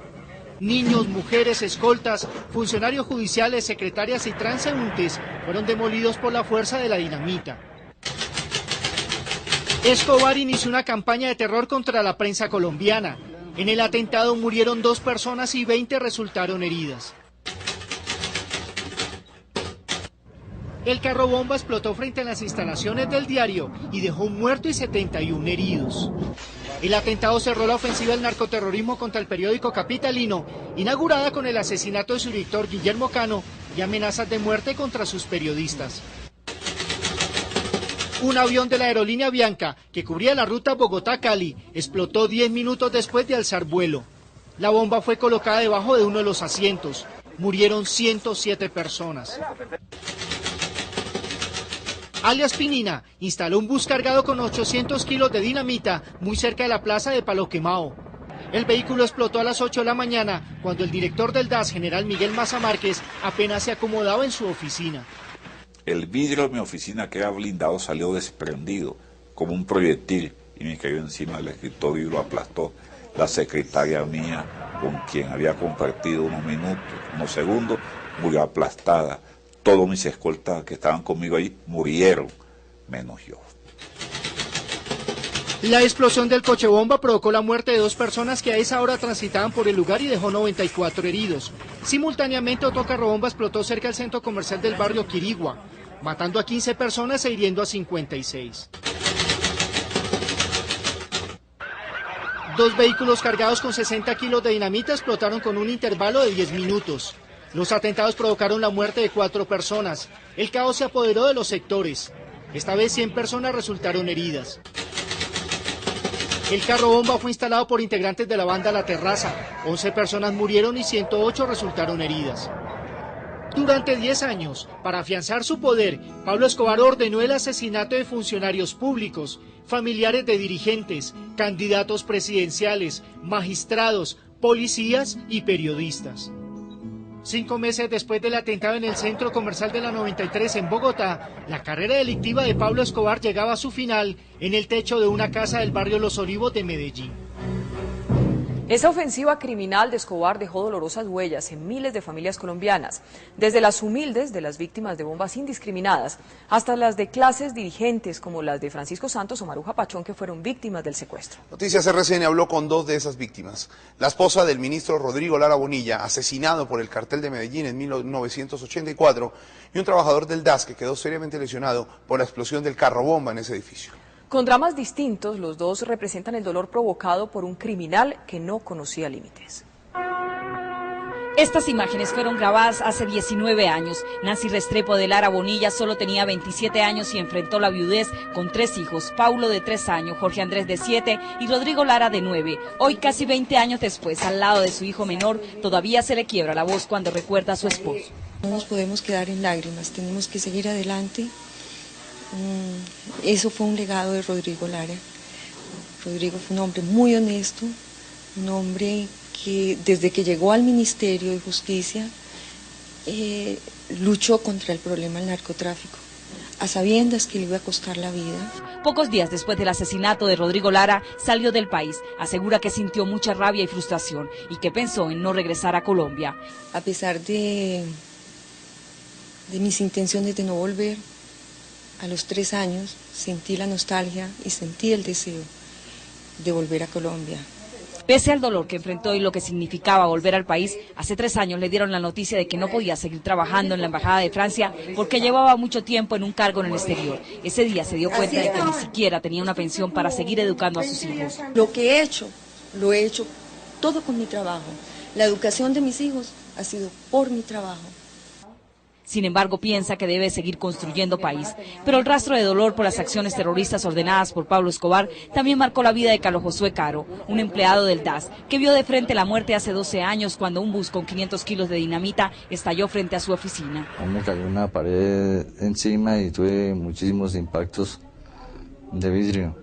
Tras la explosión, Caro presentó una perforación pulmonar, fracturas en la pelvis, el omoplato y recibió 69 esquirlas de vidrio que lo mantuvieron mes y medio en cuidados intensivos. Saliendo secuelas de todo tipo, respiratoria, muscular, psicológicas y impacto cerebral, es decir, que se pierde el conocimiento. Pero el luto y la desolación también tocó la casa de periodistas, magistrados, jueces, políticos, al menos 300 policías y cientos de personas que fueron víctimas de uno de los hombres más sanguinarios del mundo. Uno de los momentos cruciales de la vida de Pablo Escobar se produjo cuando tomó la decisión de someterse a la justicia al amparo de los decretos 2047 y 3030. El entonces director de Instrucción Criminal, Carlos Eduardo Mejía, fue testigo de excepción de la difícil negociación para la entrega. Hoy desde el retiro recuerda esos angustiosos momentos. El 19 de junio de 1991 fue un día histórico para la justicia colombiana. Pablo Escobar, el hombre más buscado del mundo, se había sometido a las autoridades. El entonces director de Instrucción Criminal y exmagistrado de la Corte Suprema de Justicia, Carlos Eduardo Mejía, recibió al capo del cartel de Medellín y lo condujo hasta la cárcel. Eso fue en el sector del Poblado, en Medellín, en una zona verde, plana, Rafael Pardo señala que tal vez era un jardín. Yo no recuerdo bien si era un jardín o era una pequeña cancha de fútbol.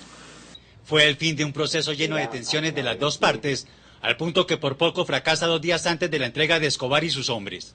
Yo, pues, no estaba dispuesto a discutir las cosas bajo la terminología, el lenguaje y las razones que me estaba dando él. Ya en la catedral, Mejía tuvo su primer contacto directo con Pablo Escobar. Ni intenté, ni en general él intentó mayor conversación conmigo. Es absolutamente cierto que yo prácticamente crucé un ¿cómo está, señor? ¿Cómo está, doctor? Y un mensaje del capo del cartel de Medellín para el presidente César Gaviria. Diciéndome, dígale al presidente que esté absolutamente seguro que yo pago por lo menos 8 años de cárcel.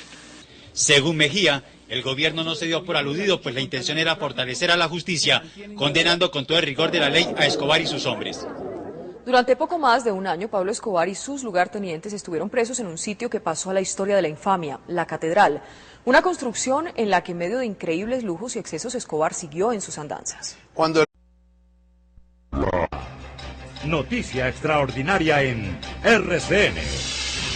Buenas noches. Noticias RCN tiene un revelador material gráfico que registra la reciente exhumación del cadáver de Pablo Escobar. Ocurrió un día después de la muerte de su mamá Hermilda Gaviria. Su viuda, María Victoria Henao, quien vive en el extranjero con otra identidad, estuvo en el cementerio Montesacro de Medellín durante el procedimiento. La exhumación tenía 2 propósitos. El primero, dilucidar las dudas de un sector de la familia, que creía que el cadáver no correspondía al de Pablo Escobar. El segundo, verificar si tiene razón un joven que se presentó para alegar que es hijo de Pablo Escobar. ¿Qué colombiano no recuerda este día? El día en que mataron a Pablo Escobar. Todo esto ocurrió hace ya 13 años, y las imágenes del capo muerto y de su entierro todavía están frescas en la memoria de un país que vivió y sufrió con quien no han dudado en señalar como el criminal más grande de los últimos tiempos. Pero ese entierro no significó la paz, ni para el país, ni para el propio Pablo, quien fue desenterrado hace pocos días por instrucciones de su propia familia. La diligencia comenzó a las 6 en punto de la mañana. A esa hora, una cuadrilla de obreros del cementerio Sacromonte dio las primeras paradas para arrancar el pasto y las pesadas lápidas de mármol que estaban sobre la tumba de Pablo Escobar y de Abel, su padre, quien falleció en el 2001 y quien pidió como último deseo ser sepultado junto con su hijo. Nicolás Escobar Urquijo, el sobrino predilecto de Pablo Escobar, lideró la tarea y se encargó de darle las instrucciones precisas a los trabajadores. Media hora más tarde apareció la viuda del capo, María Victoria Henao, quien desde hace varios años cambió su identidad para vivir tranquila con sus hijos en el exterior, lejos del legado violento de Pablo. Vestía de luto y todo el tiempo registró lo que pasaba con una pequeña cámara digital. En pocos minutos quedó al descubierto el primer féretro, el de Abel, padre de Pablo. 2 hombres trajeron 2 ataúdes nuevos, donde iban a ser depositados los restos después de la diligencia. 1 hora y media después, los trabajadores dieron con el ataúd de Pablo Escobar. En ese momento ya estaban presentes otros familiares, entre ellos la hermana menor de Pablo, Luz María. El tiempo ha hecho estragos en el ataúd. La inminencia de la aparición del cuerpo crea una atmósfera densa, dolor, curiosidad, impresión y miedo de reencontrarse de una manera tan cruda con un testimonio de tiempos dolorosos hechos de hueso y tierra. Nicolás sigue dando instrucciones y pide que los restos sean tratados con mucho cuidado. Métalo tranquilo, acomódelo, no se preocupe. Poco a poco los huesos del cuerpo de Pablo Escobar son colocados dentro del ataúd nuevo. De repente, en medio de la tierra, aparece por fin el cráneo de Pablo Escobar. Con delicadeza, el sepulturero le entrega el cráneo del capo a Nicolás.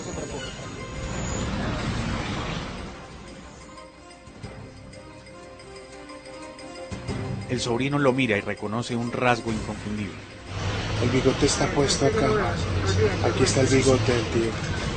Las hermanas del capo reconocen los objetos con los que fue sepultado. ¿Sí? Para acabar de resolver las dudas sobre si era o no Pablo Escobar, la viuda pregunta por el orificio de la bala que le quitó la vida. ¿A qué lado tenía el orificio? Tía, Yo le veo el orificio aquí, que fue donde salió. Después de verlo de cerca, repasan una teoría que para la familia de Escobar es una certeza. Al capo no lo mataron, se suicidó.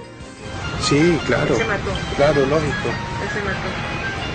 En el cráneo reconocen su pelo y una medalla de la Virgen de Atocha con la que lo enterraron en esos días. La estampita del niño de Atocha que mi mamá le metió. Sí. Después de la primera parte de la diligencia, Nicolás Escobar extrae muestras de pelo y un par de dientes con el fin de practicar un examen de ADN. En su segunda sepultura, Pablo vuelve a ser cubierto por la bandera del Medellín firmada por gente que lo adoraba. La familia de Pablo reza.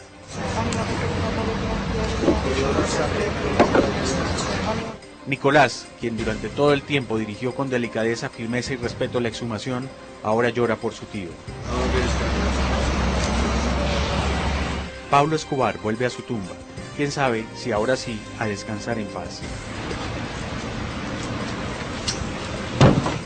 Su familia vuelve a la vida de todos los días después de mirar de frente y de cerca un doloroso pasado que pareciera no quedarse atrás.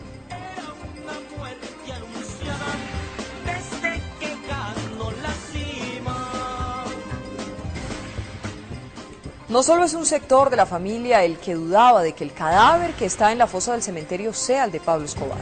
También hay cientos de habitantes de Medellín que incluso todavía creen que Pablo Escobar no fue el hombre que murió el 2 de diciembre de 1993. El mito Claudia ronda en Medellín, en el barrio Sin Tugurios, que construyó Pablo Escobar. Aunque millones de personas en el mundo vieron esta imagen una y otra vez, 13 años después sobrevive la creencia popular en algunos lugares, especialmente de Medellín, de que el capo aún no ha muerto, que se esconde en algún lugar y que el cadáver enterrado ese 3 de diciembre no era el de Pablo Escobar. Su propia madre, Hermilda, meses antes de fallecer habló con Noticias RCN sobre esta especie de mito. Ojalá estuviera, que pasara un tiempo y que todos los enemigos se fueran perdiendo, como Dios quisiera que perdieran, para que volviera a ayudarle a los pobres como lo hacía. Y hoy, cuando su cuerpo fue exhumado, precisamente para disipar esas dudas, la familia Escobar aún no está del todo convencida. Muchos de nuestras familias, pues unos dicen que sí es Pablo, otros dicen que no es, entonces la verdad hay muchas dudas, yo no te puedo asegurar que es o que no es. Hablamos con los habitantes del barrio de Medellín que Pablo Escobar regaló a sus seguidores políticos. Se llama Medellín Sin Tugurios y también se llama Pablo Escobar, donde sus habitantes aún creen que el capo vive y lo veneran como una especie de santo popular. Respetamos como esa historia. Nosotros no queremos reconocer que él está muerto, creemos que él está vivo. A la tumba de Pablo Escobar, sin embargo, siguen llegando todos los días, y en especial los días santos, cientos de creyentes que le piden para que les cambie la suerte o para que los aconseje en temas domésticos y hasta sentimentales. La bandera del equipo de fútbol Independiente Medellín, de que Pablo Escobar era hincha, apareció dentro de los escombros del féretro, aún intacta, pues un seguidor, cuyo carnet también había sido enterrado hace 13 años con el capo, logró dejarla allí, dizque para que el equipo por fin fuera campeón, con la ayuda que el capo le iba a hacer desde el más allá. Ahora que recuerdo que el Medellín en ese tiempo no era campeón, llevaba como 40 o 50 años sin ser campeón y creo que al año o a los 2 años Medellín fue campeón. No digo que fue por eso, pero algo habrá. Lo cierto es que 13 años después la familia y quienes conocieron a Pablo Escobar siguen dudando de la muerte del capo.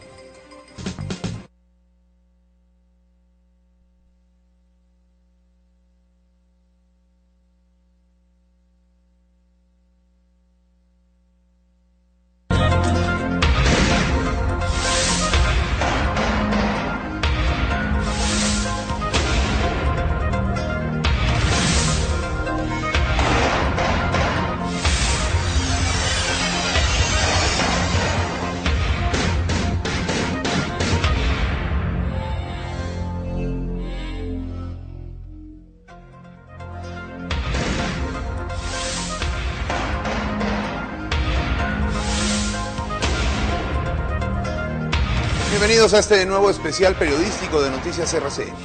Hace 10 años, en una casa del barrio Los Olivos de Medellín, fue casado por el bloque de búsqueda Pablo Escobar Gaviria, el narcotraficante más conocido y temido de los últimos tiempos. Un hombre que llegó al Congreso, repartió millones de pesos de su fortuna entre familias pobres del Valle de Aburrá, llevó miles de toneladas de cocaína a Estados Unidos, burló a la justicia, retó al Estado y sembró de dolor y muerte un largo tiempo de la historia del país.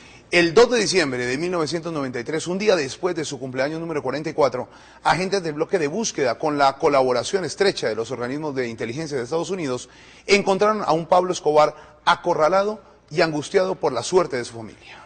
Así terminó una intensa persecución que iniciaron autoridades y delincuentes para encontrar al ingenioso y criminal jefe del cartel de Medellín.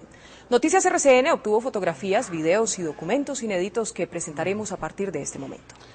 Y precisamente uno de esos documentos inéditos es el testamento que Pablo Escobar firmó en una notaría de Medellín y que contiene su última voluntad sobre la forma como debían ser repartidos sus bienes. Escobar registró su colección de carros antiguos que hoy está destruida, además de inmuebles sobre los que las autoridades no tenían información y porcelanas y lujosos adornos que él quiso que pasaran a ser de propiedad de sus hermanas. Pero muchos de esos objetos fueron destruidos durante la guerra de Escobar contra el Estado.